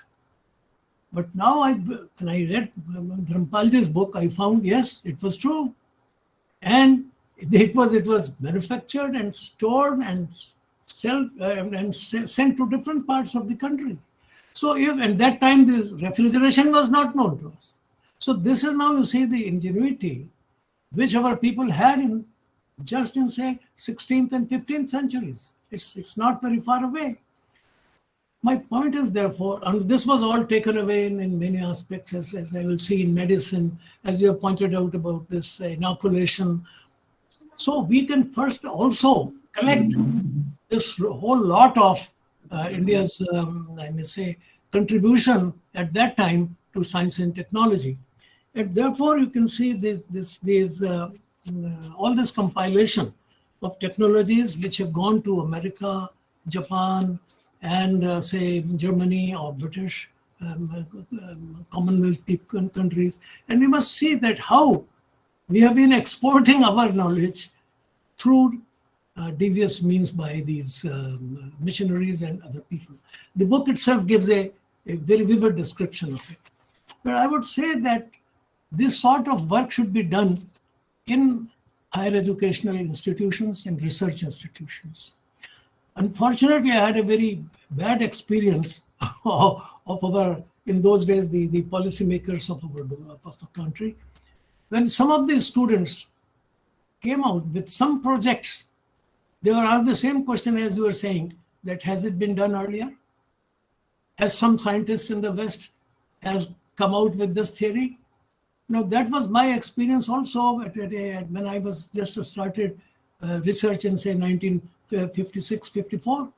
So that was the mindset. And that has to be cleared now. And by telling them that please go and explore what is the treasure which the Indian normal people, which you call the Jugaad people, normally which you are now designate them as Jugads, were not at least Jugads, but they were producing high-class technology in various sectors. As I gave you this example of ice making. Then you say that even a small village in Kerala, that Arnamula mirror, you see it in 17th century, 16th century, they were producing high-class mirror, optical mirror, metallic mirror, which has wonderful reflective power. Now, when I took my secretary to him, to that village, and said, see, this is what these people are doing. Now, can one imagine that 300 years ago, the people in the West could know about the concept of having a metallic mirror? So these are the points, the storehouses in India, and has also been transported outside by various means. So we must collect them, bring them to the modern mind of the people, those who are still fascinated by the Western glimmers, that this was being done. So something has to be done to collect it and give them a repository of our scientific talents, which we are transporting by that time. So that you see that, and this is not only in mathematics and astronomy, but this is scattered in almost all fields. And therefore, we must also then to identify at what point of time, what was being done in this country, whether it was only a special or whether it was also a geographically say spread. So the space and time, both can be seen. But I can tell you very frankly that when the syphilis was transported in India, imported in India by Portuguese. Nobody knew in India about what this type of this disease is. But within 9 years of its coming in the knowledge to the then physicians, the Vaidyas, there was no medical doctor in those days in this country. But they tried to find out the source from where it came, the nature of its spread, and medicine for it. And you will be surprised that the same arsenic was used by them to cure that syphilis and the other thing. And till now you are continuing with it. But no body in medical science will tell people that this was our contribution here, as you pointed out about inoculation. But I say even earlier, later than that. This is 18th century. So the problem is that we must first tell them that this was happening in this, and we are the inheritors of this intelligent mind. Recently, you see, we had seen that research by that lady Mitali, who had identified the prakriti of our human systems and identified it with the genetic markers. How can you mark a particular type of prakriti? So it immediately gives you a vast vista of new medicines, where it will be completely personalized medicine for us. It will not be a generalized dose for everybody who is 15 years of age or something like that. No. So you can identify the person's age and its capabilities and capabilities for medicinal treatments. But now you are not saying it. Again, they are asking, has this been tried? Has any medical journal has reported? The report was there when it was printed and published. Now they are saying, yes, there is a possibility. So this idea of getting all the material collected from different places, identifying certain institutions where this type of work can be done, and identifying people, giving them, as you said, sufficient leverage and sufficient funds, and also freedom to experiment. You will say that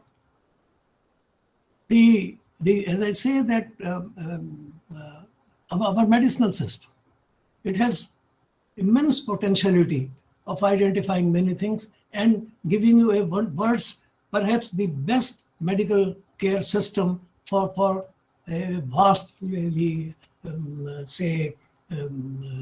growing population, say billion people all over the world. They can't have that side of medical support which they are being suggested by the Westerners or the insurance companies.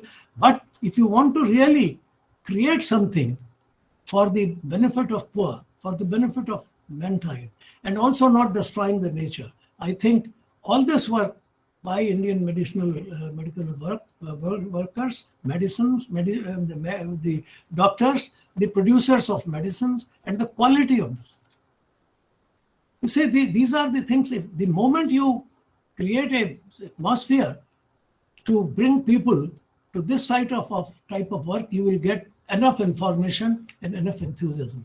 And I certainly say that these institutions, they must not only remain satisfied with what was written in those documents, but they should explore it and expand it and experiment with it, and say that this is more scientific, and this is more valuable, and this is more practical, and this is more people oriented. That was, one of the most important features was the Indian science was rooted to the nature and rooted to the humanity. I completely agree with that, but I would say that if Bajajji could communicate the feelings of some of us, and if they are accepted, to communicate to Mr. Raghavanji, and not only him, but also to the other science institutions. There are certain science institutions which are not working with the science ministry. But if you can connect all these things with them. And persons like Jhunjhunwala's work, I think, should be communicated. And I endorse that India must be original. It must not be a copycat. And that is the real challenge which we have to throw and accept and make India an innovator.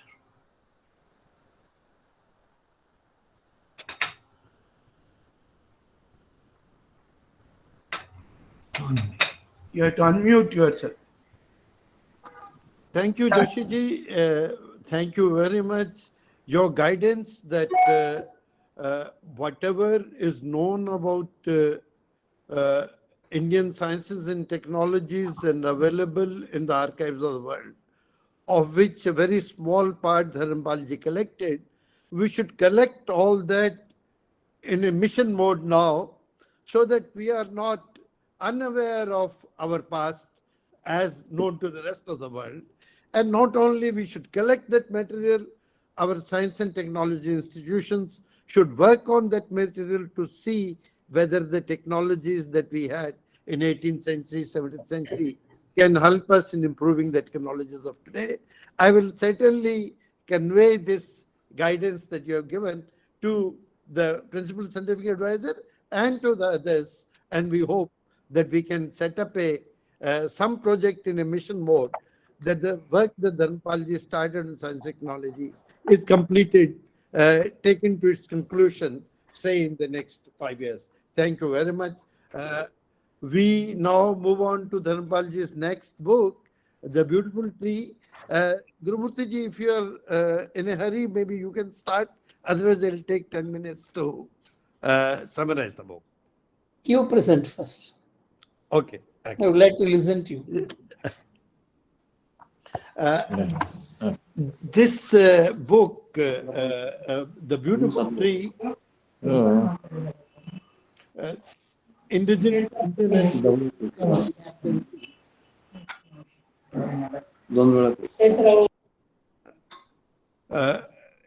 to my mind, this was published about 10 years after the first two books, the Science and Technology book and the book on civil disobedience. This is the third book which came out of Dharampalji's archival exploration.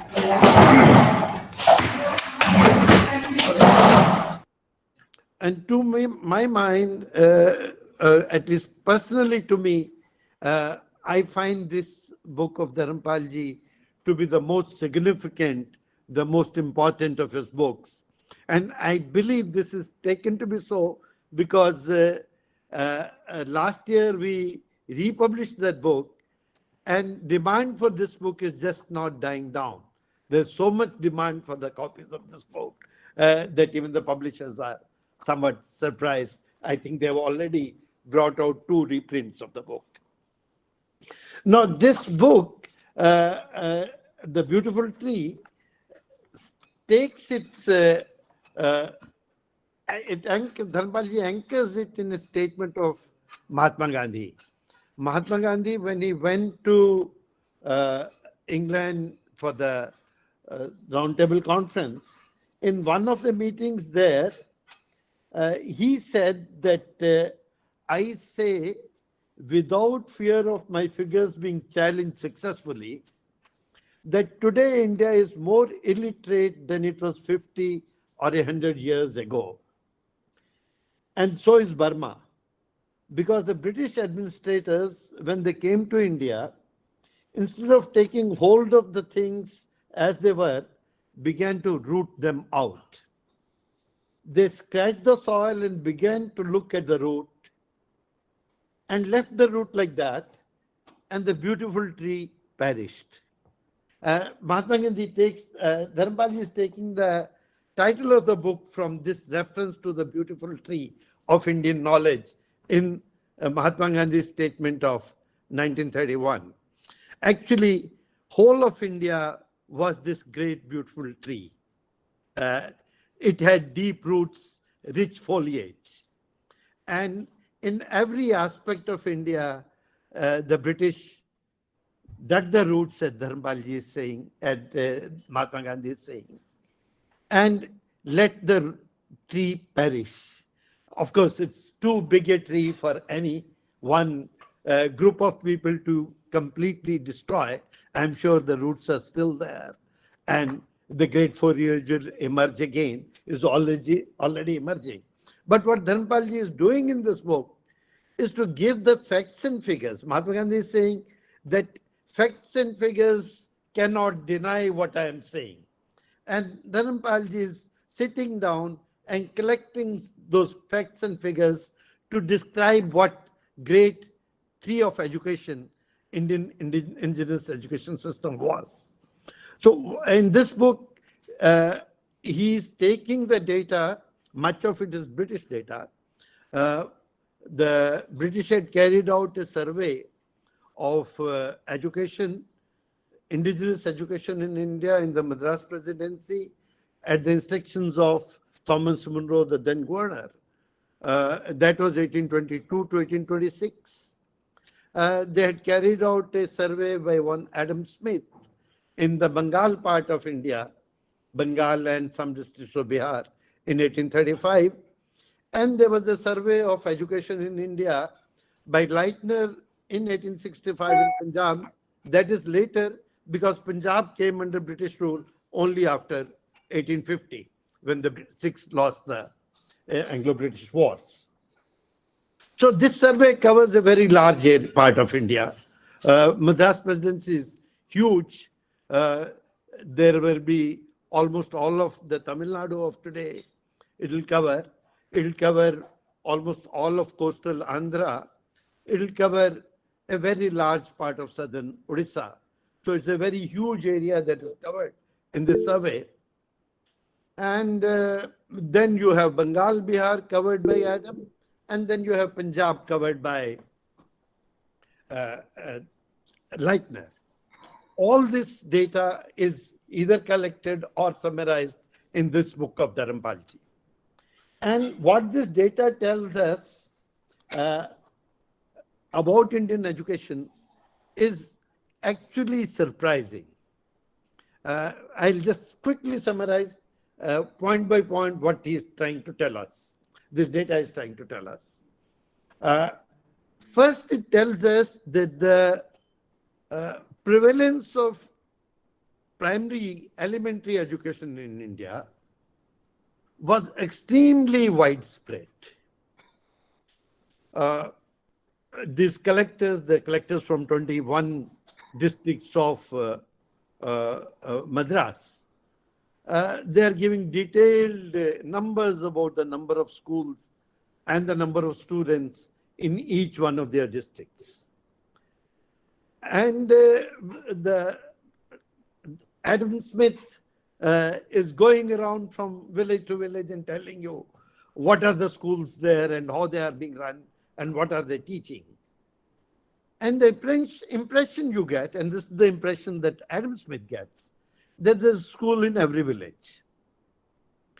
He's talking about 100,000 schools in Bengal alone.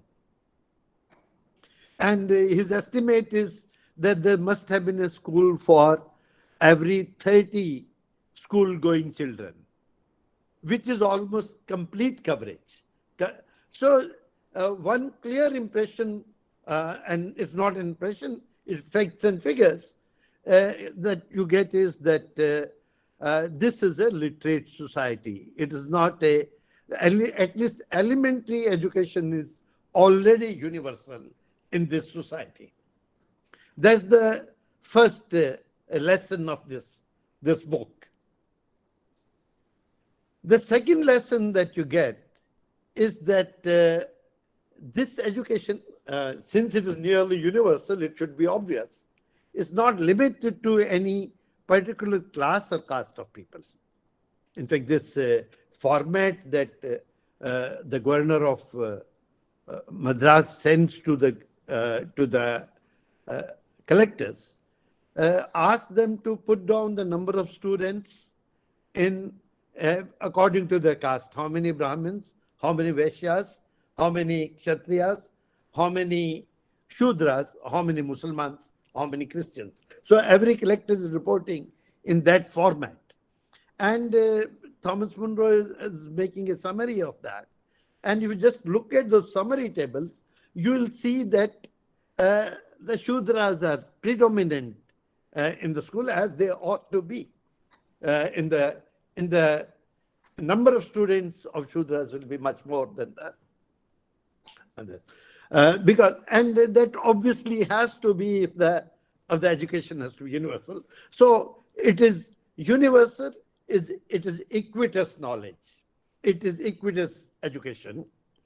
In fact, not only the students. Adam Smith gives a list of teachers caste-wise.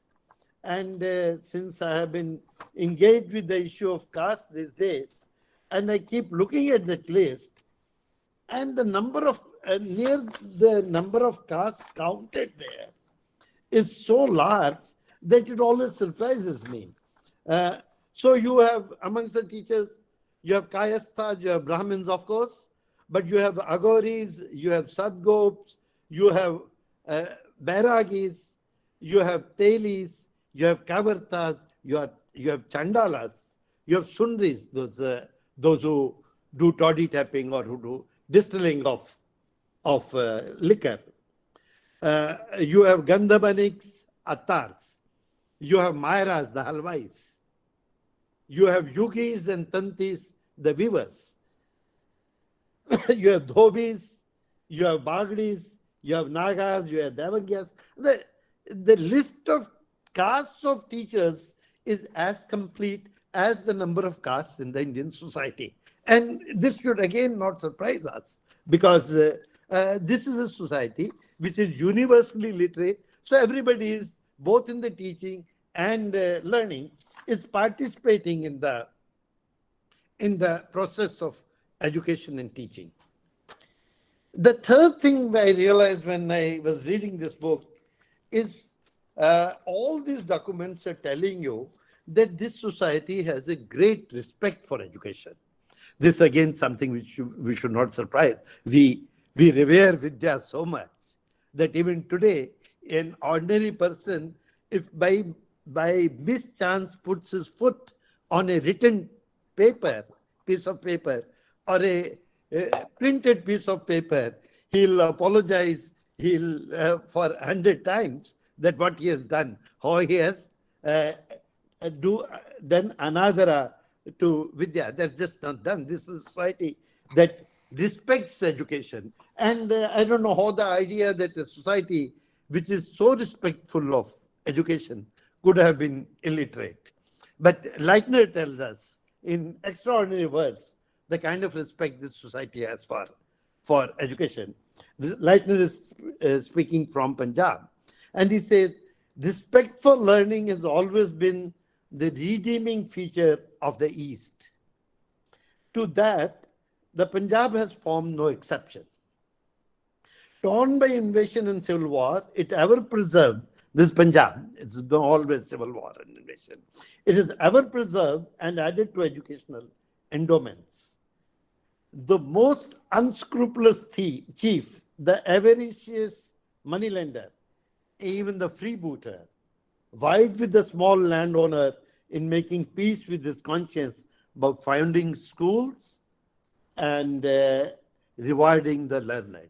And he goes on, because he describes, and I'm somewhat otherwise aware of this, that he's saying there could not be a peasant, there could not be a landowner, there could not be a temple, there could not be a gurdwara, there could not be a mosque, where learning is not done and learning is, students are not taught.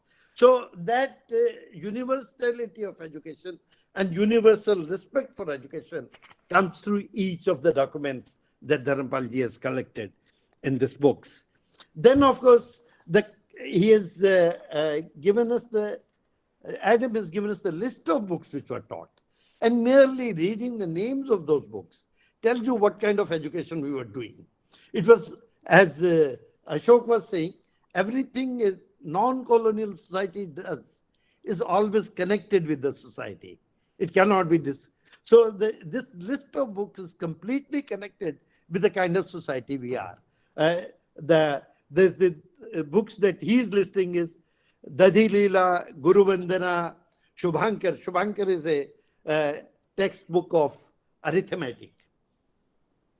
Guru Dakshina, Amarkosha, Chanakya, Shabda Suvanta, Ugra Balarama. Ugra Balarama is again a arithmetic text. Kalanka Bhanjana, Hitopadesha, Niti Kosha, Jyotish Vivarana. These are the books being taught at the school level in the schools of Bengal, according to Adam. So your books were your books. They were not coming from somewhere else. Those books were the books of this society.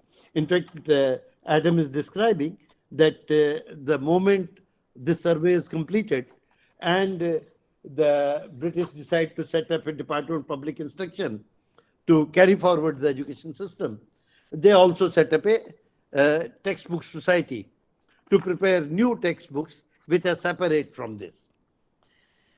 Finally, what this book tells us, Dharampalji's books and documents collected there, is that the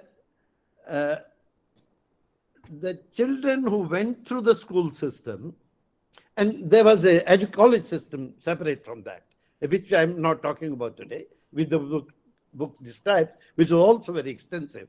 But the school system, the elementary school system, the children who went through it, they were all came out of it in 3 to 5 years, somewhere 5 years, somewhere 3 years, somewhere 7 years, came out equipped to carry out the functions of their society. They were all functionally numerate and functionally literate. Now, this, even Adam is surprised that he is saying that I can go around in Scotland, I will not find any school being able to achieve this functional literacy and functional numeracy in such a quick and efficient fashion. And that's what Mahatma Gandhi is saying, that this, our system of education is able to do it if I'll challenge the British to do it even in 100 years, because they don't know how to do it. That's Mahatma Gandhi saying. But Adam and all the collectors are repeatedly noticing that functional numeracy, functional literacy, these schools are able to impart very effectively, very economically in a time period of 5 years maybe, or even less. And I'm underlying in it because we have done so much for education. We have achieved universal enrollment, perhaps more than 100% enrollment.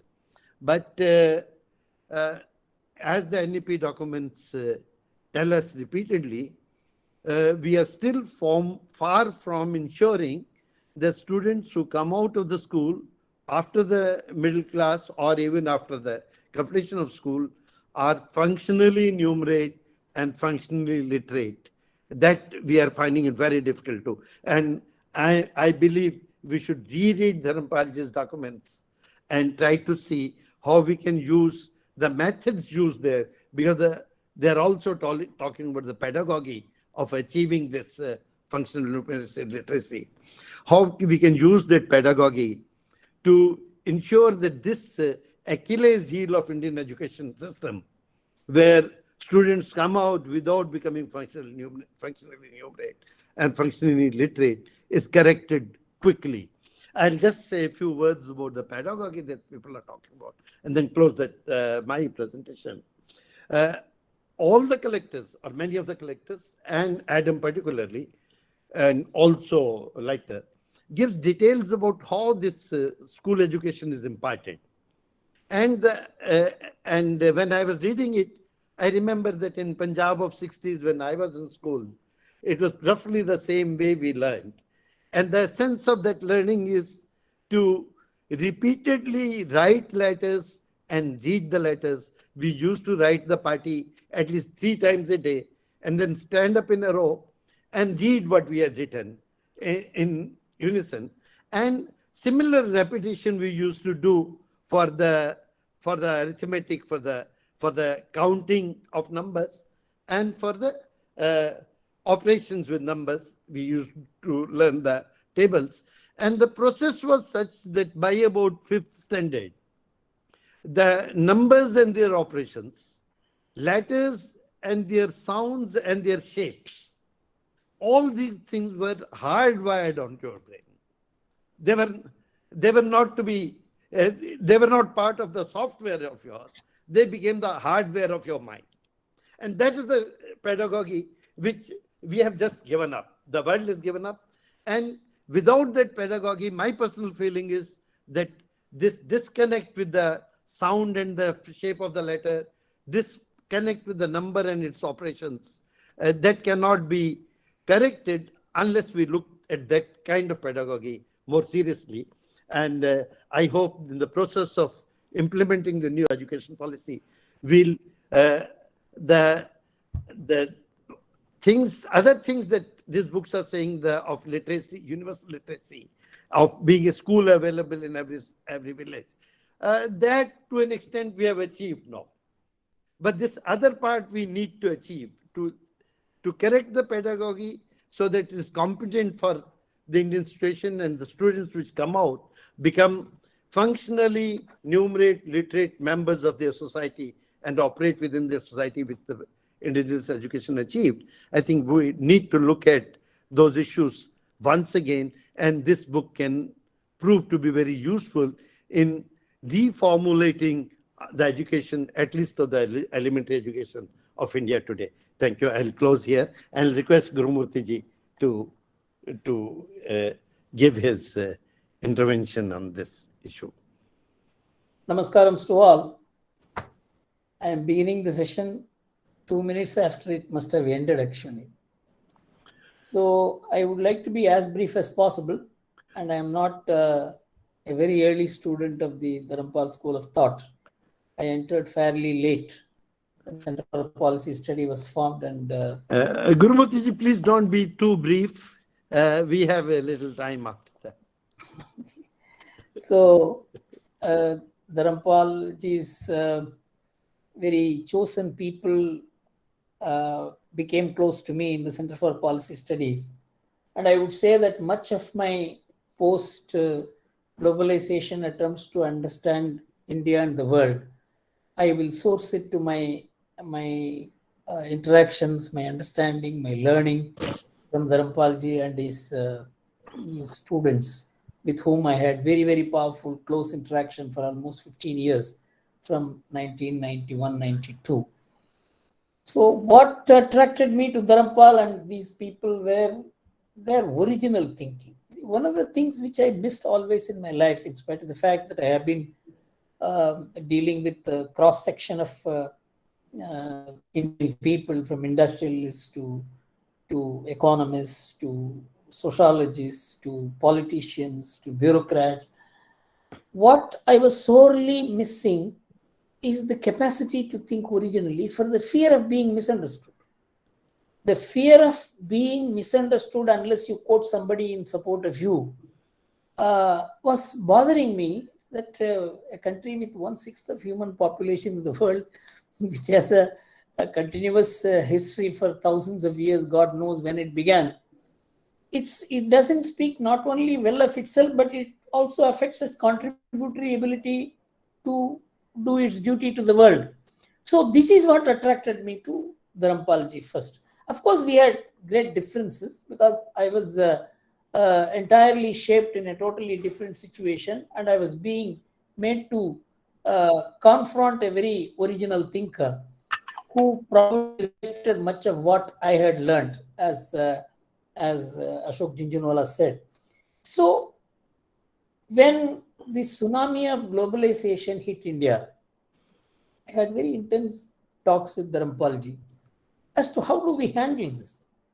And is it because the government had raised its hands, the industry has raised its hands, that they all said, no, we are in a totally different situation, nothing is in our control, and ultimately something will emerge and that will probably show us the way. As if nobody had any clue as to how we should move. And I must have met at least 24 top industrialists in India, and no one was clear as to how things were going to move, nor were the bureaucrats clear, economists much less. So when I spoke to Dharampal ji, he told me one thing, which tallied with the advice that the the RSS leader gave me, that you take a travel across the country. Then I started traveling across the country, but with very chosen places being chosen, which had business, commercial, industrial, technological impulses. I started with Ludhiana, Batala, Rajkot, Jamnagar, Morbi. Like that, I went to places where people on their own, without government support, without policy interventions, without any kind of educational institutional support, had put up economic development of an order which had international linkages and success at the international level. And when I went to those places, one thing that was observed, for example, I can talk about Morbi, which is a place with the highest per capita income in India. That the language which they did not know how to be conversant was English. And with most of the industrial clusters, successful industrial clusters, communities which I visited, they had no familiarity with English. And there was no great English education which powered development in those areas. I found it is the mutual trust and the capacity of the community to put together its human resources, technological resources, its monetary resources, that made those places successful not only at the local level, but the national level, but also at the global level. And this repeatedly flummoxed me that the education system through which I was brought up was totally contrary to the experience I was undergoing. My entire economic theories changed. My understanding about India changed. My understanding about how India should evolve. I am talking only about the socio-economic and partly technological and mostly financial aspects of how India should be.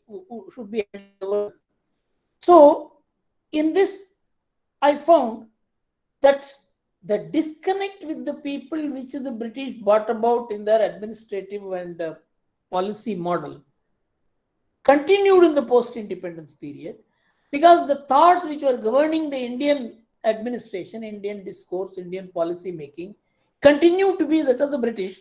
And of course, the education system was greatly adding to this misfortune.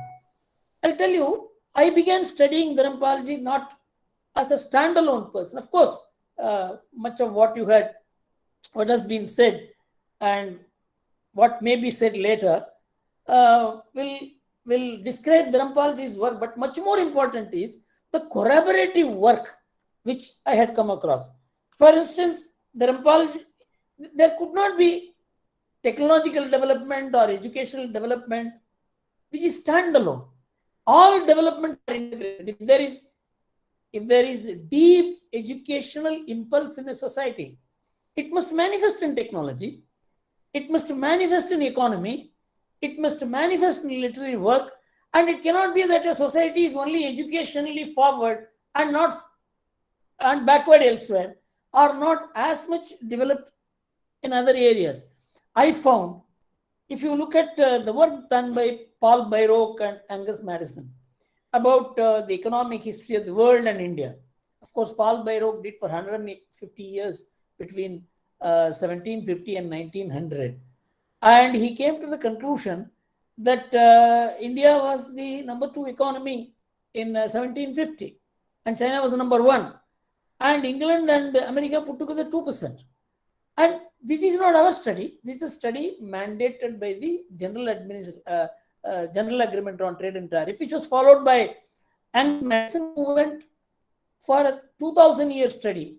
And he still came to the same conclusion. How could India be a very powerful and a very prosperous economy without being equally developed in technology or education?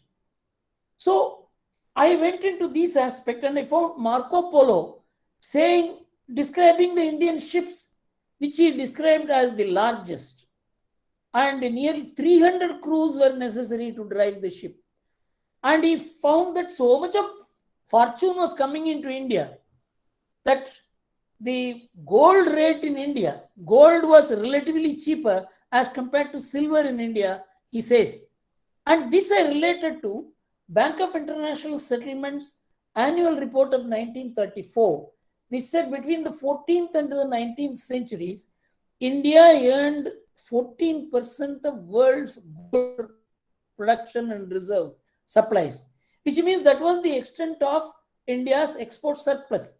You can keep on adding like that. The Greco-Roman history saying in 77 Common Era, Pliny the Elder saying that the Indian ships are hovering around here, looting our gold. These are all independent studies, but interconnected to give a picture about what India was. So, if you look at the merchant navy history of India, which has been put together by the Indian Navy, Indian merchant navy has been one of the strongest, much more strong, before even the Greek merchant navy history began to be written. And if you look at all this, Dharampalji was a pioneer. Because he demolished the demolishers thinking about us. The people demolished our confidence, demolished our history, demolished the system on which the entire Indian economy, the society, culture, polity stood.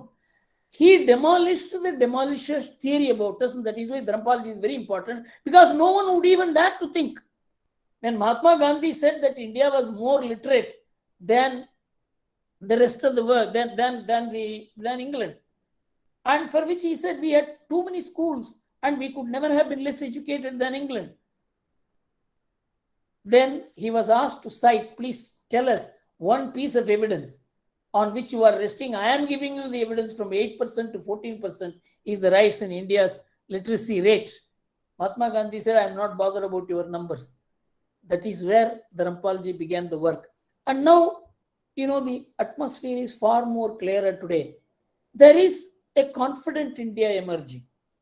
And the entire West, which was dominating the world for the last 150, 200 years, is now losing confidence. It's very important for us. It is not that we want the destruction of the West, but we don't want a dominant West. We don't want dominant anybody. This has to be a shared world in which India, which is emerging in diverse ways, it has also to emerge in original thinking. Actually, what we need is original thinking for India, for which Dharampalji has been the pioneer. And in my view, we have to do a multidisciplinary study of how Dharampalji's work is shared by independent work done by others, so that if we put together all the work, then the picture of India for the last 2,500 years will emerge. In fact, I will conclude with an episode. I was discussing with one of the very well qualified technocrat ministers of the UPA government. And I was talking to him, what is this? The people are always looking to somewhere else for powering our development. Why don't you look at that iron pillar in Delhi? He said, Guru, we have lost the technology. This is what he told me. Nobody can understand what kind of technology produced this. For 2,500 years, a non-corrosive metal unknown to science was produced by our metallurgists. And his answer was, Guru, we have lost the technology. We have lost the skill. We have lost those people.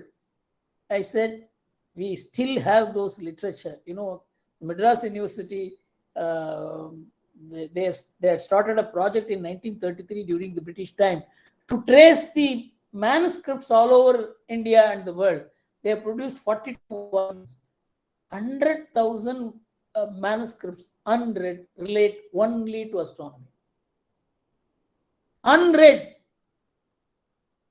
So you can understand when somebody says India did not have the tradition of knowledge or research or scholarship, they must only go through just the list of the manuscript, the name of the manuscript, where it is. That's all. That is 42 volumes so far. So I feel we have a big work ahead. I think this knowledge has to be deepened. And I think work like this must be done more often in diverse parts of the country. And I'm happy that Center for Policy Studies and Institute of Mass Communication have put together this program. I'm very glad to be part of it. Thank you very much. Thank you, Gurumurthy ji. I remember Dharampal ji used to be staying in T18 on the beach, and Gurumurthy ji and Dharampal ji used to spend hours together discussing various things. And then Dharampal ji used to come and tell us about what he discussed. So there's been very close relationship between Gurumurthy ji and Dharampal ji. Now I'll request Shri M.K. Sridhar ji. He has been a member of the NEP drafting committee. He is also part of the Karnataka Knowledge Commission. We request him to please intervene with your comments. Namaskar, sir. Dr. Joshi ji, Bajaj ji, Gurumurthy ji, and all others. I was actually the centenary of Dharampal ji and the commencement of the implementation of national education policy. They are coinciding. I think it has a message. What Dharampal ji, through his original thinking, as Gurumurthy ji was referring to, has to be brought in the form of policy first and then to be implemented next in order to connect to the people in a multidisciplinary way. So therefore, I feel privileged and proud to be part of this effort that this national education policy, which was announced in July 2020, to take forward the unfinished task of the work and the thinking of Dharampal ji. I personally feel the vision of the policy and the various principles that were being mentioned in the policy takes all this. Let me just say, the vision of the policy says education system rooted in Indian ethos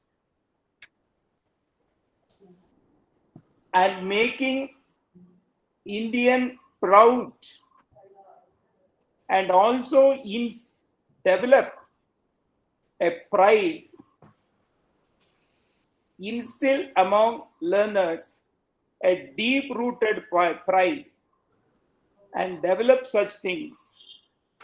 And all this through freedom, flexibility, decentralization, and diversity.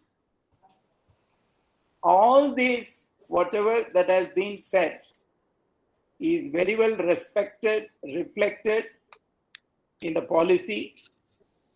And a couple of points what I would like to say on this occasion without repeating much of what others have said. One is the entire spirit of education, the respect for education, what Bajaj ji said.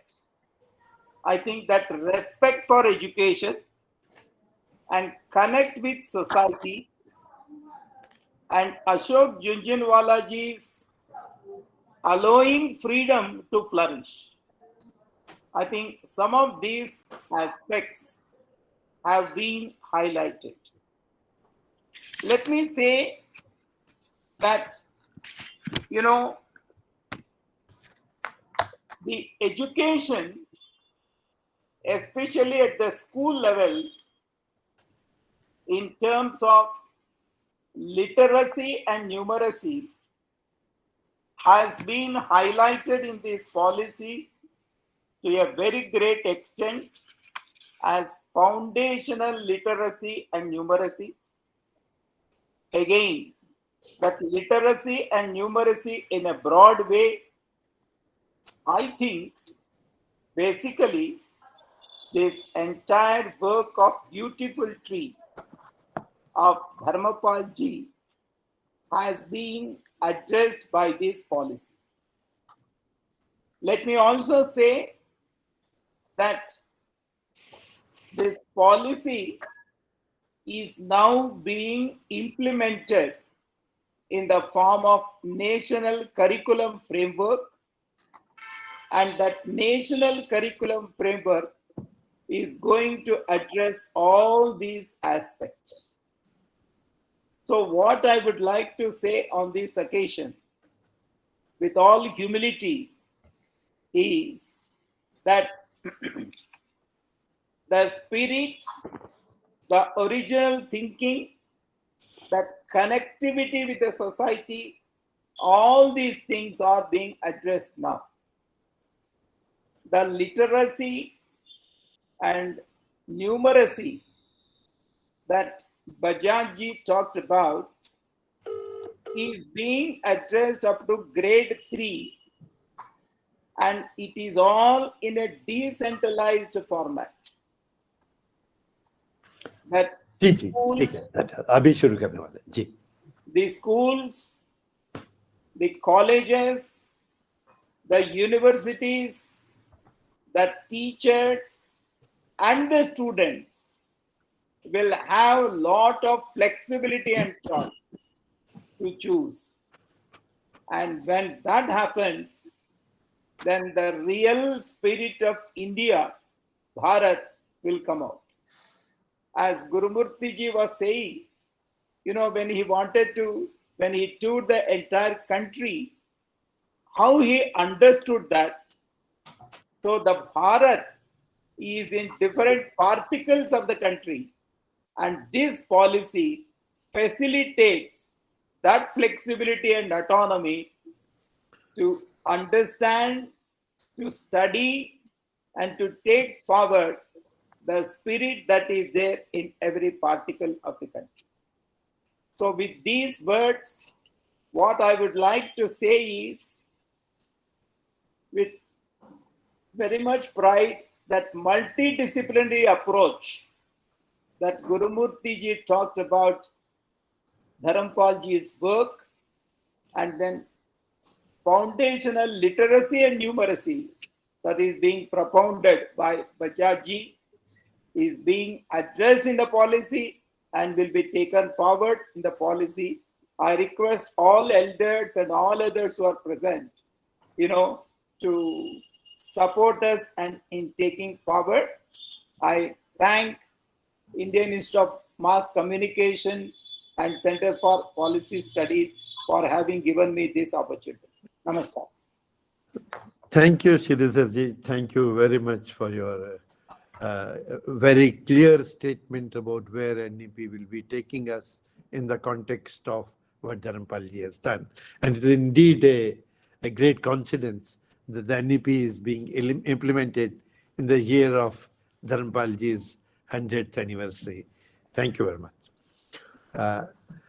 We now begin our next session, Panchayati Raj as the basis of Indian polity, an exploration into proceedings of the Constituent Assembly. This is the first book Dharampal ji wrote. The very short, brief book. It's an extremely intense book. It is something which perhaps all of us should read because it's about 80, 90 pages. And it gives us an idea of what is the kind of constitution that those of the members of the Constituent Assembly who came from the Gandhiji's world wanted, and the constitution, modern constitution that finally we made for ourselves. It's not clear how do we move, because essentially what is being said is that Mahatma Gandhi's constitution would have required the village, the grammar to be the unit of polity, and the constitution that we built for ourselves, we wrote for ourselves, takes the individual as the unit of polity. The disjoint there is very deep, but perhaps there are ways of bridging that gap. And Rambhadar Rayji has been thinking about the constitution, about the debates of Constitutional Assembly for several years now. And it's our good fortune that he is going to give us his thoughts about this book and also in general about the Constitution of India and in what way we go about trying to make it more harmonious with the Indian ways of government and thinking. Manya Rambhadar Rayji, please begin your presentation. Mike, ठीक.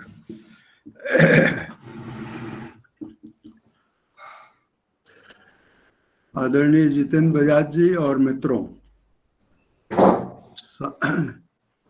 समाज नीति समीक्षण केंद्र और भारतीय जनसंचार संस्थान ने मिलकर मैं समझता हूं कि यह बड़े उपकार का काम किया है और यह जो आयोजन है अपने आप में अनूठा है। जिस दौर में हम हैं वह मेरी समझ से नरेंद्र मोदी युग है। मैं अपने सामने आदरणीय डॉक्टर मुरली मनोहर जोशी जी को भी देख रहा हूं और मैं उनको प्रणाम करना चाहता हूं और मैं अपनी बात शुरू करूंगा। भारत आज़ादी का अमृत महोत्सव मना रहा है। अमृत काल का अगला चरण भी घोषित हो गया है। इन बातों को अगर हम ध्यान में रखें तो इस आयोजन का महत्व स्पष्ट हो सकता है। वैसे ही जैसे सूरज के उगने पर अंधेरा नहीं रहता, जो प्रकट होता है वह प्रकाश है, जीवन है और जीवन जगत का आनंद होता है। हमें पंचायती राज पुस्तक पर आज चर्चा करनी है। यह धर्मपाल जी की पहली पुस्तक है और जितेंद्र बजाज जी ने इसके बारे में ये भी इस पुस्तक में लिखा है और सही लिखा है कि ये धर्मपाल जी की पहली पुस्तक है, 5वीं पुस्तक उनकी अंतिम पुस्तक है। मैंने एक बार धर्मपाल जी से पूछा था और मुझे लगता है कि 2004 के आसपास की बात होगी कि आपका परिचय मैं क्या लिखूं। उसका कारण ये था कि उनसे हमने कई दिनों तक लंबी बात की थी और वो इंटरव्यू हम अपनी पत्रिका में छापने जा रहे थे। तो हमारे सामने सवाल था कि उनका परिचय जो आमतौर पर दिया जाता है, गांधीयन विचारक आदि आदि, वह लिखूं या और कुछ। तो धर्मपाल जी से मैंने पूछा कि आपका परिचय मुझे क्या लिखना चाहिए। तो उन्होंने कहा कि कोई एकदम एक क्षण की उन्होंने देर नहीं की और उन्होंने तुरंत कहा कि इतिहासकार। और मैं समझता हूं कि ये जो धर्मपाल जी ने अपना परिचय स्वयं हम मुझे बताया वह कई मायने में बहुत सार्थक है। इस पुस्तक के संदर्भ में भी और उनके और जो लोग भी उनसे मिले हैं, बातचीत की है, जिन्होंने उनका सत्संग किया है, उनको भी ये मालूम होगा कि वो मूलतः इतिहासकार थे और ऐसे इतिहासकार थे जिनको प्रज्ञावान कहा जा सकता है, आत्मवान कहा जा सकता है। और उन इतिहासकारों से वो भिन्न हैं हर अर्थ में, जो दरअसल अपने को इतिहासकार कहते हैं। तो मैं अपनी बात इस पुस्तक के संदर्भ में कई हिस्सों में रखना चाहता हूं। पहला हिस्सा है इस पुस्तक की विशेषता पर केंद्रित है। ये जो धर्मपाल जी की पुस्तक है, Panchayati Raj as the basis of Indian polity, इसका मैं अगर हिंदी में अनुवाद करूं तो कहना चाहूंगा कि पंचायती राज भारतीय जन जीवन की आधारशिला। ये केवल राजनीति की और राज्य व्यवस्था की आधारशिला नहीं है। पंचायती राज दरअसल भारतीय जन जीवन की आधारशिला है और उस दृष्टि से ही इस पुस्तक का महत्व है। और इस पुस्तक की दो विशेषताएं मेरी नज़र में ऐसी हैं जिनका मैं पहले वर्णन करना चाहूँगा। पहली बात यह है, ये पुस्तक आपके हाथ में आएगी और आप इसको अगर पलटना शुरू करेंगे तो जो सबसे महत्वपूर्ण बात इस पुस्तक में है वो जेपी का फॉरवर्ड है। और ऐसी ही धर्मपाल जी के लेखन का कि मैं आपको दिखा भी रहा हूं, एक और पुस्तक है, आप ये इसको देखिए। इस पुस्तक का शीर्षक है पंचायत राज और भारतीय राजनीति तंत्र। ये अनुवाद की हुई पुस्तक है और ये पुस्तक 11 खंडों में जो धर्मपाल जी का साहित्य गुजरात में छपा उसका ये पहला खंड है। और इस पुस्तक को जब मैंने देखा तो इसमें जेपी का वो फॉरवर्ड नहीं है, लेकिन जितेंद्र बजाज जी ने और ये राष्ट्रोत्थान समिति ने, दोनों ने मिलकर के, राष्ट्रोत्थान साहित्य ने, दोनों ने मिलकर के जो ये पुस्तक बनाई है, इस पुस्तक में इन्होंने, मैं इनकी इस बात के लिए तारीफ भी करना चाहता हूँ कि इन्होंने जेपी का फॉरवर्ड उसी तरह से दिया है। अब ये जो जेपी जी का जो फॉरवर्ड है, मैं उसको प्रस्तावना नहीं कहूँगा, मैंने प्रस्तावना की जगह पूर्वकथन स्वयं शुरू किया है लिखना, और मैं मानता हूं कि वो पूर्वकथन है। यानी पुस्तक पढ़ने से पहले जो जेपी को कहना है वो इसमें उनके फॉरवर्ड में आ गया है। और ये जो मैं ये दावे से कह सकता हूं कि जेपी ने जो अपने पूर्वकथन में लिखा है वो आपको अन्यत्र कहीं नहीं मिलेगा। जिस तरह से पंचायती राज भारत के हर युग में, हर काल में, हर शासन में मूल तत्व रहा है, वैसे ही जेपी के पूर्वकथन में भी 2-3 अत्यंत मौलिक बातें हैं और उन्हें हम जितना समझ सकेंगे उतना ही पंचायती राज का जो भारतीय जनजीवन में जरूरत, महत्व, प्रासंगिकता और भविष्य है उसको भी हम आसानी से समझ सकते हैं। अब जेपी का जो पूर्वकथन है उसके कुछ वाक्य मैं चाहता हूं कि पढ़कर सुनाऊं, और ये पढ़कर सुनाने से पहले प्रमोद जी दिख रहे हैं, डॉक्टर संजय द्विवेदी जी दिख रहे हैं। संजय द्विवेदी जी जल्दी ही पीएचडी होने वाले हैं, यानी हम उनको प्रोफेसर संजय द्विवेदी नहीं, डॉक्टर संजय द्विवेदी कहकर भविष्य में कुछ ही दिनों बाद संबोधित करेंगे। तो आप दोनों से मैं आग्रह ये करूंगा कि जैसे ही हमारा समय समाप्त हो आप हमको बता देंगे तो मैं वहीं पूरा कर दूंगा। अच्छा, जेपी ने के फॉरवर्ड की बात मैं कर रहा था, तो उनके कुछ वाक्य मैं आपको पढ़ करके सुनाना चाहता हूं, क्योंकि उसी से फिर आप समझ सकेंगे कि दरअसल वो जेपी कहना क्या चाहते थे। पंचायती राज प्रणाली सामाजिक और राजनीतिक लोकतंत्र का एक स्वरूप है।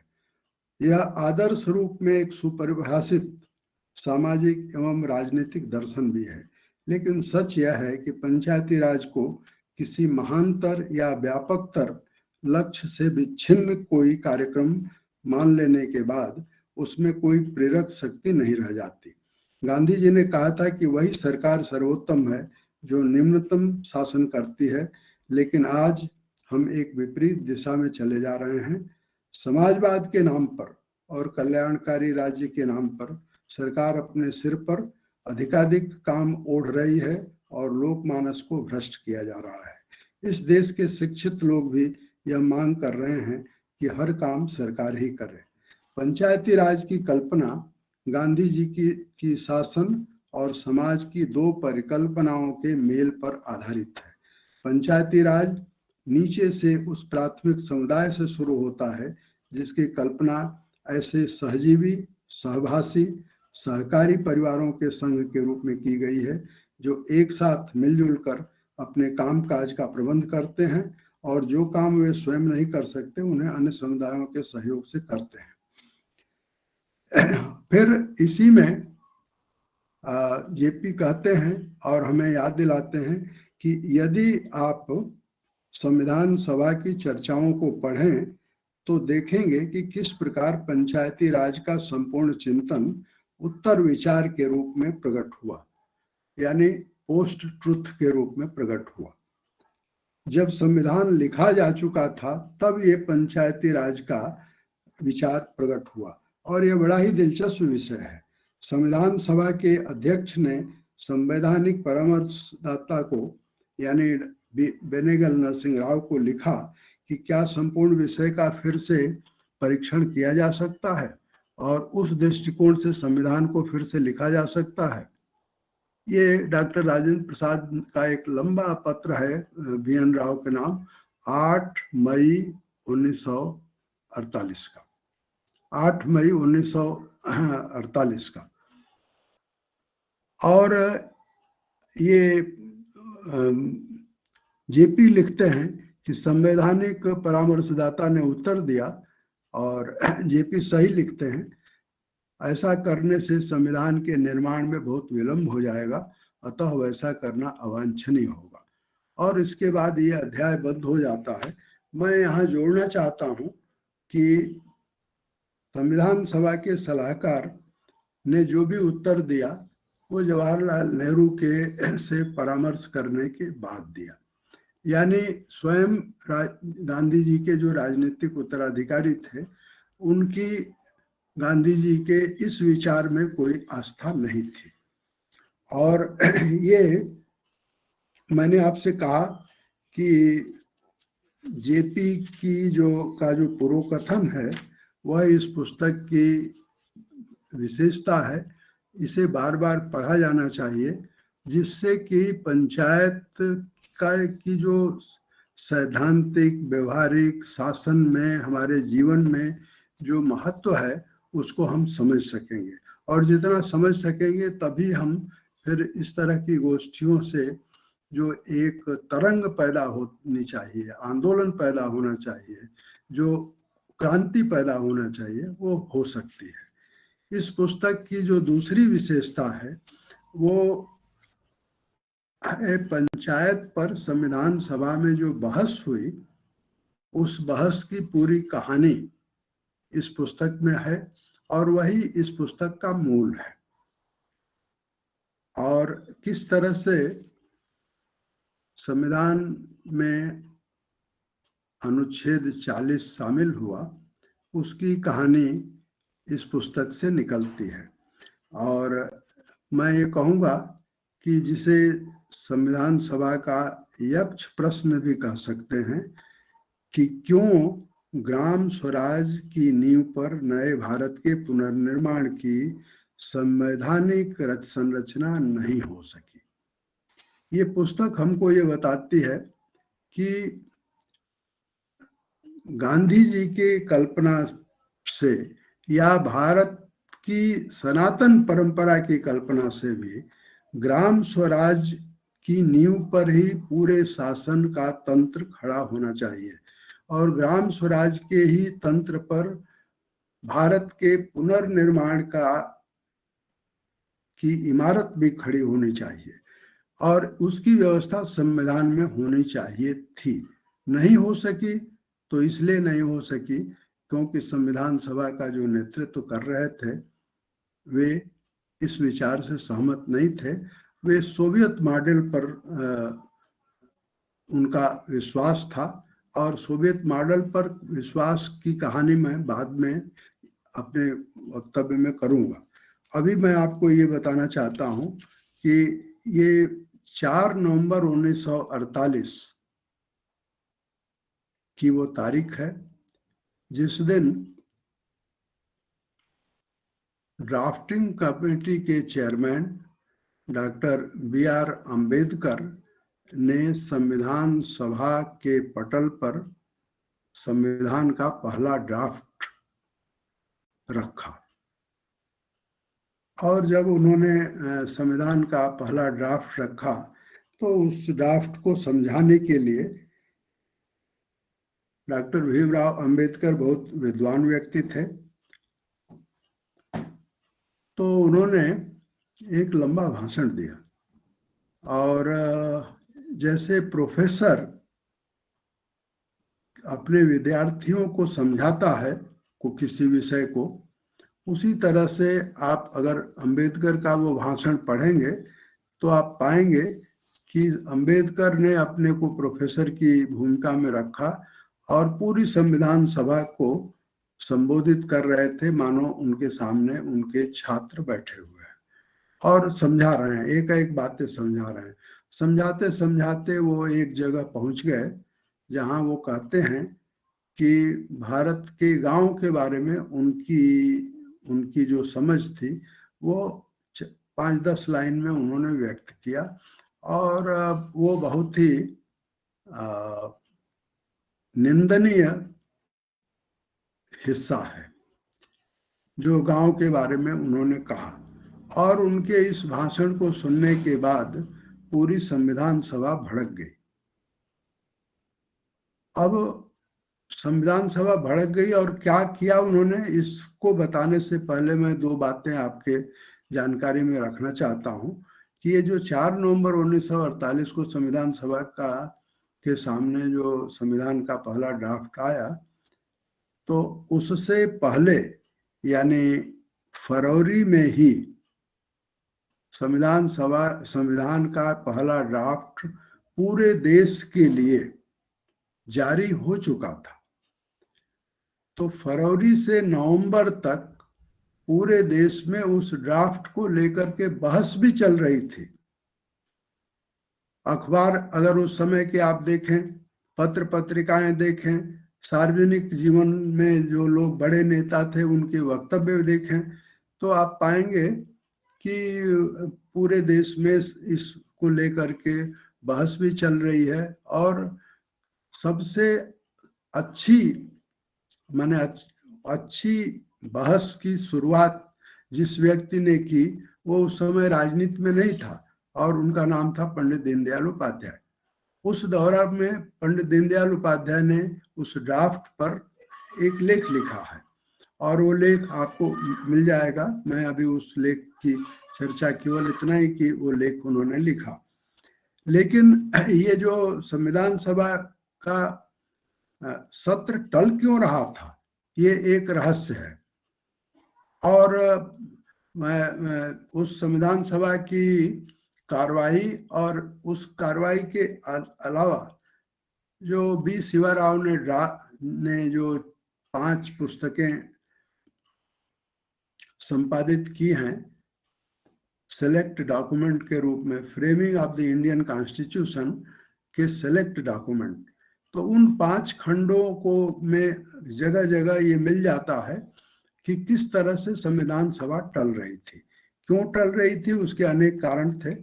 लेकिन जब वो 4 नवंबर को संविधान सभा की बैठक शुरू हुई और अंबेडकर का भाषण समाप्त हुआ, तो उसके बाद एक के बाद लाइन लग गई और डॉक्टर अंबेडकर की आलोचना, धुआंधार आलोचना। एक तरह से कहा जाए तो डॉक्टर अंबेडकर को संविधान सभा के सदस्यों ने उल्टा टांग दिया, उनको सिर के बल खड़ा कर दिया और पूरे के पूरे संविधान सभा के नेतृत्व पर उन्होंने सवाल खड़े किए कि ये सोच क्या है। महात्मा गांधी के नेतृत्व में हमने लड़ाई लड़ी, भारत के स्वर्णिम भविष्य की कल्पना से हमने लड़ाई लड़ी, और ये ग्राम के बारे में, ग्राम स्वराज्य के बारे में इस पूरे के पूरे ड्राफ्ट में कुछ है ही नहीं, एक शब्द भी नहीं है। तो इस तरह से वो जो बहस हुई वो 4 नवंबर 1948 से 9 नवंबर 1948 तक बहस हुई। और उस बहस में किन लोगों ने हिस्सा लिया, कौन लोग बोले, क्या बोले, ये इस पुस्तक में है। क्या बोले, कौन लोग बोले, इसका मैं अगर पढ़ूं और आपको बताऊं तो समय लगेगा।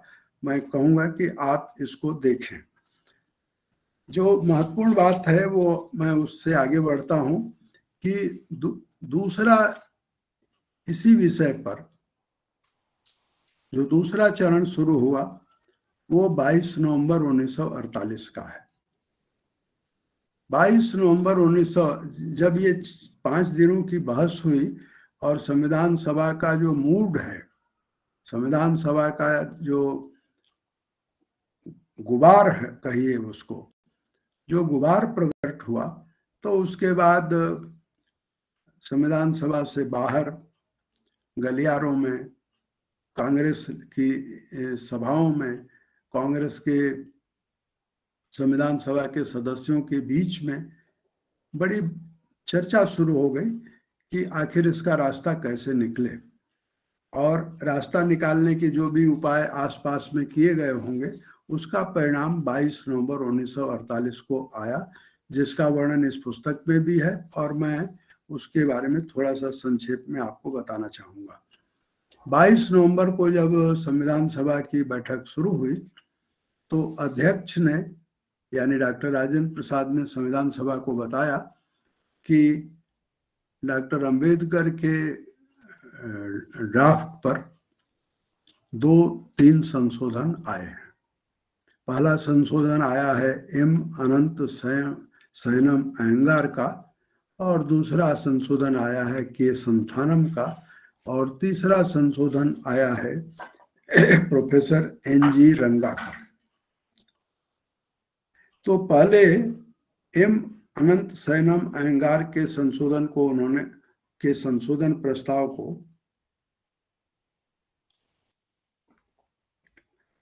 डॉक्टर राजेंद्र प्रसाद ने रखने की अनुमति दी। उन्होंने उस प्रस्ताव को रखा। उसके बाद के संथानम ने अपना संशोधन प्रस्ताव रखा। दोनों की भाषा मिलती जुलती थी, लेकिन के संथानम का जो संशोधन प्रस्ताव था वह ज्यादा स्पष्ट था, सीधा था और लोगों की समझ में आने वाला था। इसलिए एम अनंत सैनम अयंगार ने अध्यक्ष से कहा कि मैं अपना संशोधन वापस ले रहा हूं और के संथानम के संशोधन को भी आप हमारा संशोधन में माने। जैसे ही ये उन्होंने कहा तो अब के संथानम के संशोधन का करना क्या है, तो वह क्षण बहुत संविधान सभा के लिए महत्वपूर्ण क्षण है और मैं इसको कहूंगा कि ऐतिहासिक क्षण था। के संथानम अपना संशोधन रख चुके हैं। संविधान सभा उत्सुकता से उस व्यक्ति की तरफ देख रही है जो ड्राफ्टिंग कमेटी का चेयरमैन था, जिसे डॉक्टर भीमराव अंबेडकर कहते हैं, और अध्यक्ष की तरफ देख रहे थे।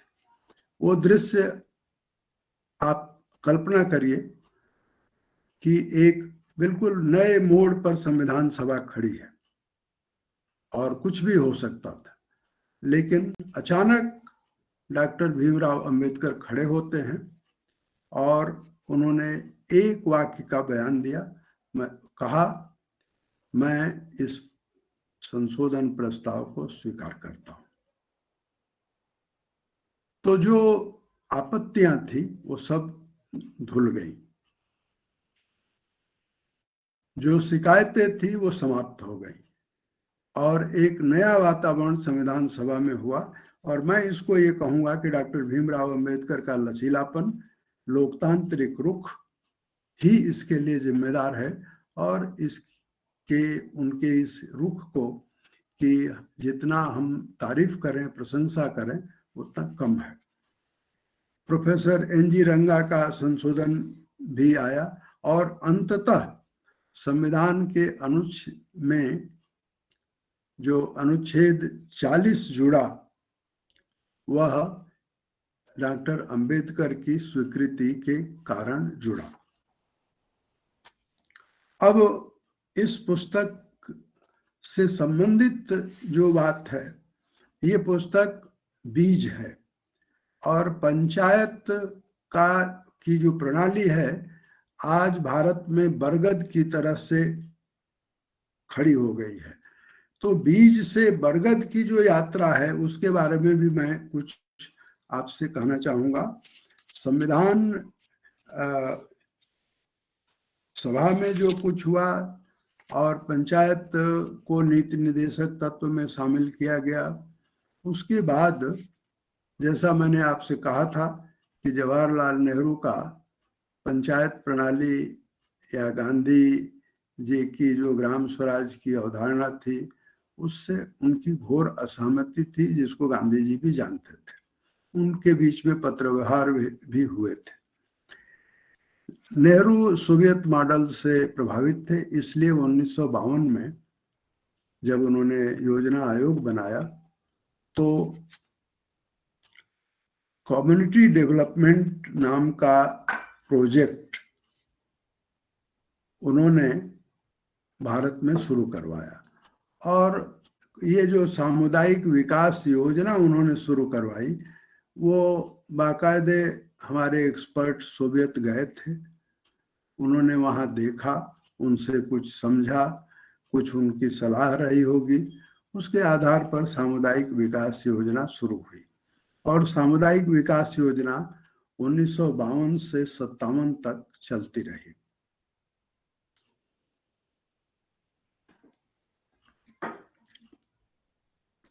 जब 1957 में सामुदायिक विकास योजना को रिव्यू किया गया तो पता ही चला कि वो तो इंच भर भी आगे नहीं बढ़ी है। और जवाहरलाल नेहरू को अपने जीवन में सबसे पहले धक्का अगर आजादी के बाद कोई लगा है तो इस घटना से लगा कि जो उनकी कल्पना थी वो जमीन पर तो 1 इंच भी नहीं बढ़ी थी और विफल हो गई थी। तब उन्होंने एसके डे, एक बड़ा नाम है एसके डे का, आप में से बहुत सारे लोग जानते होंगे। एसके डे की एक किताब है power to the people, a chronicle of India 1947 to 1967। ये पुस्तक अगर आप पढ़ेंगे तो आपको पता चलेगा कि किस तरह से सामुदायिक विकास योजना विफल हुई और फिर पुनर्विचार शुरू हुआ। ये जो जेपी का फॉरवर्ड इस पुस्तक में है उसका संबंध और धर्मपाल जी की, जैसा जितेंद्र बजाज जी ने भी अपने उसमें लिखा है, दरअसल ये पुस्तक आई ही क्यों आई, कैसे आई, ये जानना महत्वपूर्ण है। तो मैंने कहा कि सामुदायिक विकास योजना विफल हो गई थी और उसके विफल होने की चर्चा पूरे देश में चल रही थी। उन्हीं दिनों में लोकनायक जयप्रकाश नारायण ने एक पत्र जवाहरलाल नेहरू को लिखा और वो लंबा पत्र है और उस पत्र में उन्होंने 3 बातें लिखी। एक तो ये लिखा कि सामुदायिक विकास योजना विफल क्यों हुई, आपने गांधी जी के ग्राम स्वराज को छोड़ा, पंचायत प्रणाली को छोड़ा, इसलिए विफल हुई। दूसरी बात उन्होंने ये लिखी कि संविधान को 10 साल हो गए हैं, इसलिए संविधान की समीक्षा होनी चाहिए। तीसरी बात उन्होंने ये लिखी कि पूरे के पूरे शासन प्रणाली का जो पिरामिड है वो उल्टा है और इसलिए जो हम चाहते हैं जिस तरह का भारत निर्माण करना वैसा हो नहीं पा रहा है। नेहरू जी को लिखे जेपी के पत्र की खूब चर्चा हुई, अखबारों में चर्चा हुई और उस पर फिर एक बहस भी चल पड़ी और उस बहस का कुछ जवाब, जेपी की आलोचना भी उसमें हुई। जेपी को लेख लिख करके कुछ लोगों ने, जो नेहरू थे, उन्होंने जेपी को उल्टा टांगने की कोशिश भी की, जेपी को भ्रमित हैं ये बताने की कोशिश हुई, लेकिन उससे अविचलित होकर के जेपी ने अपने पत्र को और व्यवस्थित किया और जेपी के साहित्य में एक छोटी सी पुस्तिका है, भारतीय राज्य व्यवस्था की पुनर्रचना एक सुझाव। ये जो जेपी ने पत्र लिखा और ये पुस्तिका लिखी, उसमें कहीं वर्णन नहीं है, लेकिन मैं ये मानता हूं कि ये जो जेपी की पुस्तिका है, उस पुस्तिका के वास्तव में लेखक केवल जेपी नहीं है, धर्मपाल जी भी हैं। यानी धर्मपाल जी उस समय जेपी के सहयोगी थे इस रूप में कि जेपी अवार्ड के अध्यक्ष थे और धर्मपाल जी अवार्ड के सेक्रेटरी थे। और इसमें अपने फॉरवर्ड में भी जेपी ने लिखा है कि धर्मपाल जी जो अवार्ड के सेक्रेटरी हैं, उन्होंने ये पुस्तक निकाली है। तो मैं ये समझता हूं कि जेपी का जो पत्र था, जो बाद में एक पुस्तिका के रूप में आया, उसके सह लेखक धर्मपाल जी भी थे, ये मेरा मानना है। और इस तरह से जेपी के पत्र का परिणाम यह हुआ कि नेहरू ने पुनर्विचार किया। जो बहस हुई उसका भी परिणाम यह हुआ कि नेहरू को पीछे हटना पड़ा और एक बलवंत राय मेहता कमेटी बनाई गई। बलवंत राय मेहता कमेटी ने पंचायत प्रणाली के बारे में सुझाव दिया और इस तरह से पंचायत प्रणाली बहुत आधे मन से ही सही, लेकिन 1959 के आसपास में शुरू हुई और राजस्थान से उसका प्रयोग शुरू हुआ। अब ये जो पंचायत प्रणाली की शुरुआत हुई, उस पंचायत प्रणाली की शुरुआत के समय में मैंने जैसा कहा कि धर्मपाल जी एक प्रज्ञावान इतिहासकार थे, तो धर्मपाल जी के मन में ये सवाल पैदा हुआ होगा कि आखिर ये जो इतने साल हमने नष्ट कर दिए, उसकी वजह क्या है। और उसकी जड़ों की तलाश करने के लिए जब उन्होंने संविधान सभा की बहस देखी, उसको पढ़ा, तो उसको इकट्ठा करके उन्होंने ये पुस्तक बनाई। इसलिए इस पुस्तक का जो इतिहास है वो इस रूप में मेरी सामने आता है। अब मैंने जैसा कहा कि ये पुस्तक बीज रूप है और आज पंचायत प्रणाली एक बरगद की तरफ से खड़ी हो गई है। अब इसलिए मैं अपनी बातचीत का जो आखिरी हिस्सा है वो इस रूप में रखना चाहता हूं कि पंचायत प्रणाली का नेहरू के समय में तो प्रारंभ हुआ, जेपी के दबाव के कारण हुआ है, इस पुस्तक के कारण हुआ, लेकिन दूसरा जो दौर था पंचायत प्रणाली का, उसका इतिहास भी बड़ा रोचक है। यानी जब हम ठोकर खाते हैं तब पंचायत याद आती है, जब हम ठोकर खाते हैं, जब विफल होते हैं, जब हाथ पांव टूट जाते हैं, तब हमको गांव याद आता है। उसी तरह से 1986-87 में जब मिस्टर क्लीन यानी राजीव गांधी बोफर्स के भ्रष्टाचार में फंस गए, तो उन्होंने एक अफसर जिनसे मेरा परिचय भी था, उनको ग्रामीण विकास मंत्रालय का सचिव बनाया। उनका वो विश्वनाथ प्रताप सिंह के सहयोगी के अफसर थे। जब विश्वनाथ प्रताप सिंह वित्त मंत्री थे, उनका नाम था विनोद पांडे। विनोद पांडे बहुत गजब के आदमी थे। विनोद पांडे को जब अर्बन डेवलपमेंट का सेक्रेटरी बनाया गया, तो उन्होंने ये नहीं समझा कि मेरी ये पनिशमेंट पोस्टिंग हो रही है। उन्होंने अपने काम को समझना शुरू किया और काम को समझते समझते एक दिन उनके हाथ में पंचायत प्रणाली का पूरा इतिहास उनके हाथ में आया। और जब वो आया तो उसके बाद उन्होंने कुछ नोट बनाया, कुछ और लोगों से भी बात की और फिर उन्होंने राजीव गांधी से समय मांगा। राजीव गांधी के पास विनोद पांडे गए।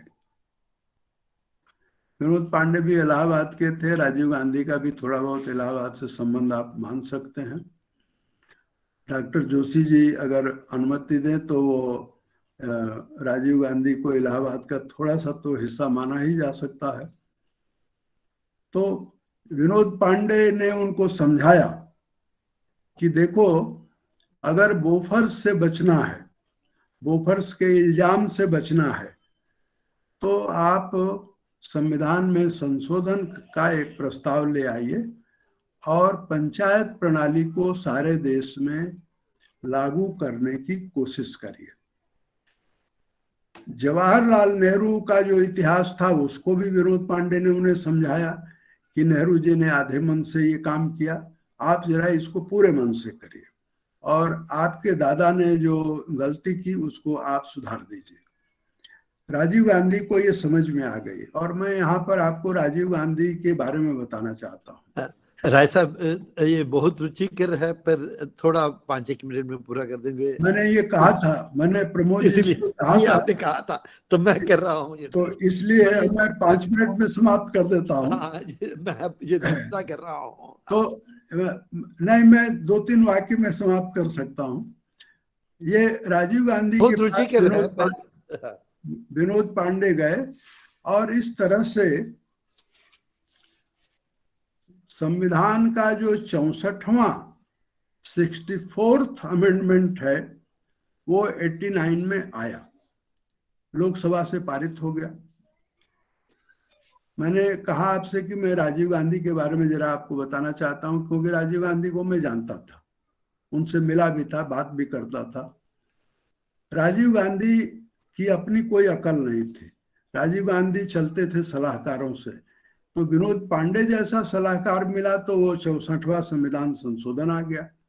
और कांग्रेस में कोई उनको सलाहकार मिल गया तो उसने कहा कि नहीं, आप इसको लोकसभा से पारित करा दीजिए और राज्यसभा में गिरा करके और विपक्ष पर इसका ठेकरा फोड़ दीजिए, तो उससे ये चुनाव का इशू बन जाएगा और आप जो है वो चुनाव की वैतरणी पार कर लेंगे। परंतु ऐसा हुआ नहीं। राजीव गांधी आप जानते हैं कि 91 में कांग्रेसियों के षड्यंत्र के कारण ही मारे गए और उनकी हत्या के बाद जब पीवी नरसिंह राव प्रधानमंत्री बने तो पीवी नरसिंह राव ने राजीव गांधी के वादे को पूरा किया और इस तरह से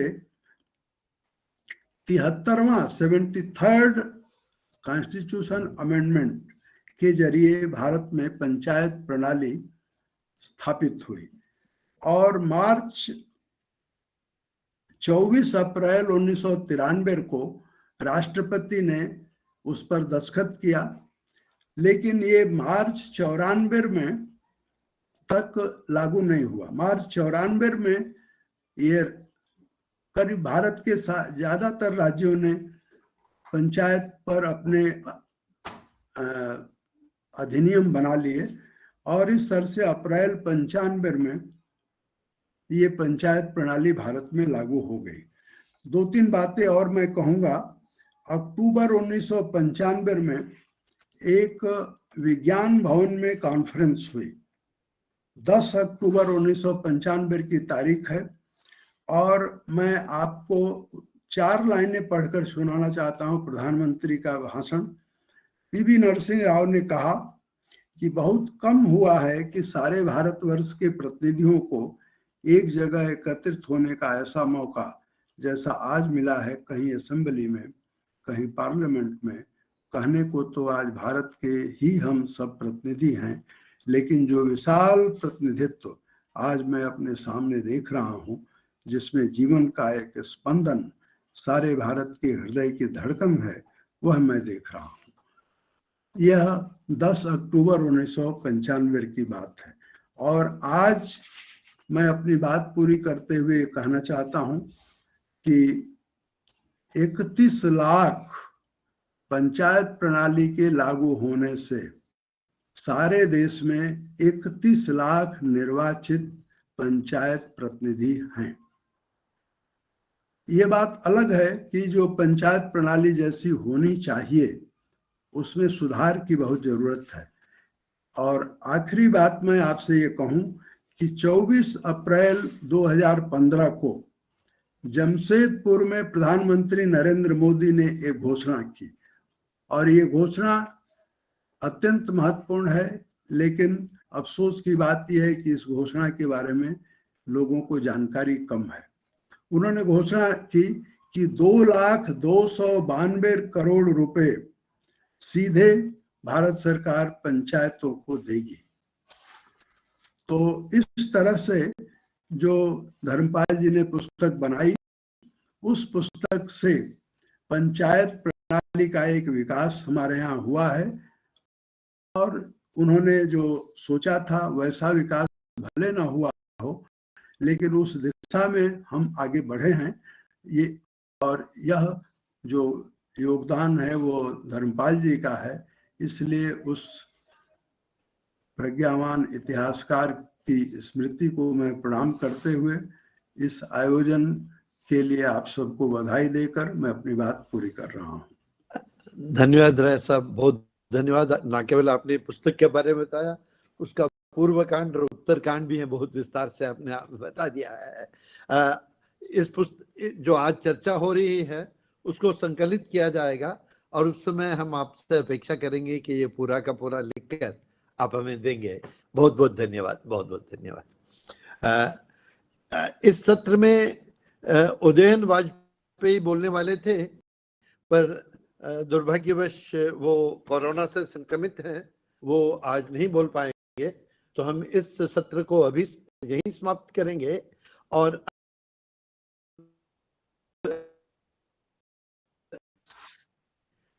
अगली पुस्तक, ये उनकी दूसरी पुस्तक है, वहां से आर्काइवल डेटा के आधार पर बनी civil social science and technology वाली पुस्तक के बाद उसके साथ ही ये पुस्तक छपी थी, civil disobedience and Indian tradition with some early 19th century documents. मेरी दृष्टि में ये ब्यूटीफुल ट्री और ये पुस्तक, ये दो प्रमुख उनके कॉर्पस का प्रमुख भाग हैं। और मैं गीता जी से कहूंगा, गीता धर्मपाल जी से, कि वे इस पुस्तक का संक्षेप में इस पुस्तक के बारे में हमें बताएं। Thank you very much. I've been so enriched by the previous talks. I was especially into Shri Ram Bahadur Rai, although my Hindi is a little limited, but I think I understood most of it. I look forward to reading the written version.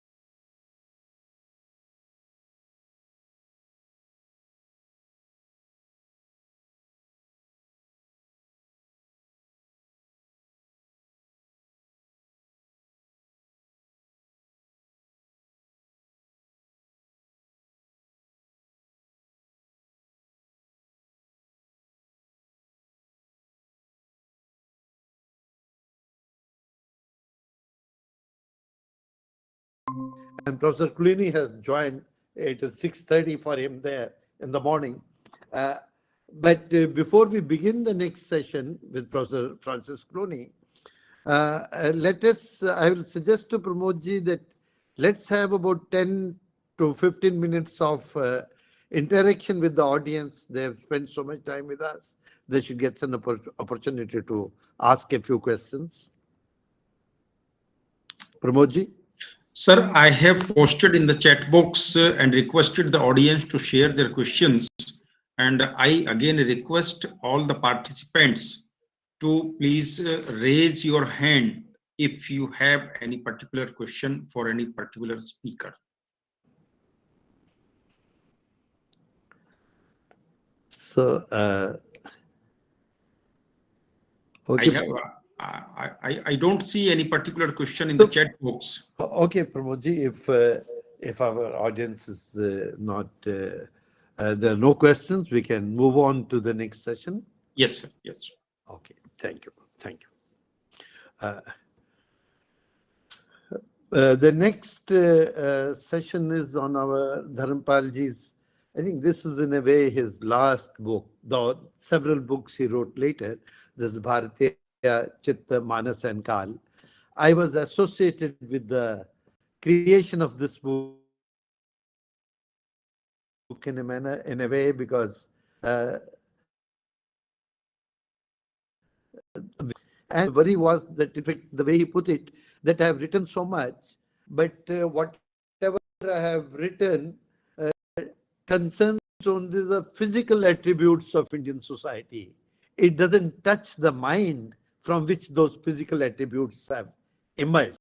It says almost nothing about the chitta of that society, which has created this kind of education, this kind of science, this kind of technology, this kind of governance systems as described in the Panchayati Raj book, and this kind of political ideas that are described in the Civil Disobedience book.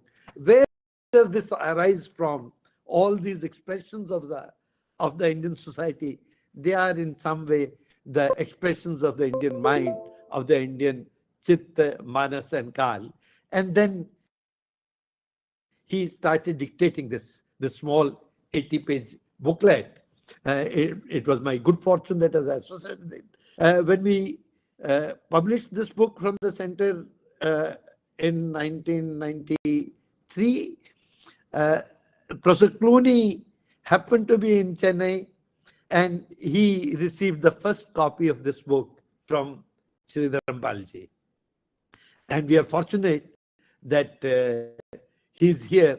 He later actually conducted an international symposium on this book, and which was published in the Journal of Hindu-Christian Dialogues. Professor Clooney is a dear friend. Varadarajan and Srinivas have been very fortunate to have had close friendship with Professor Clooney for now maybe 3 decades or even longer.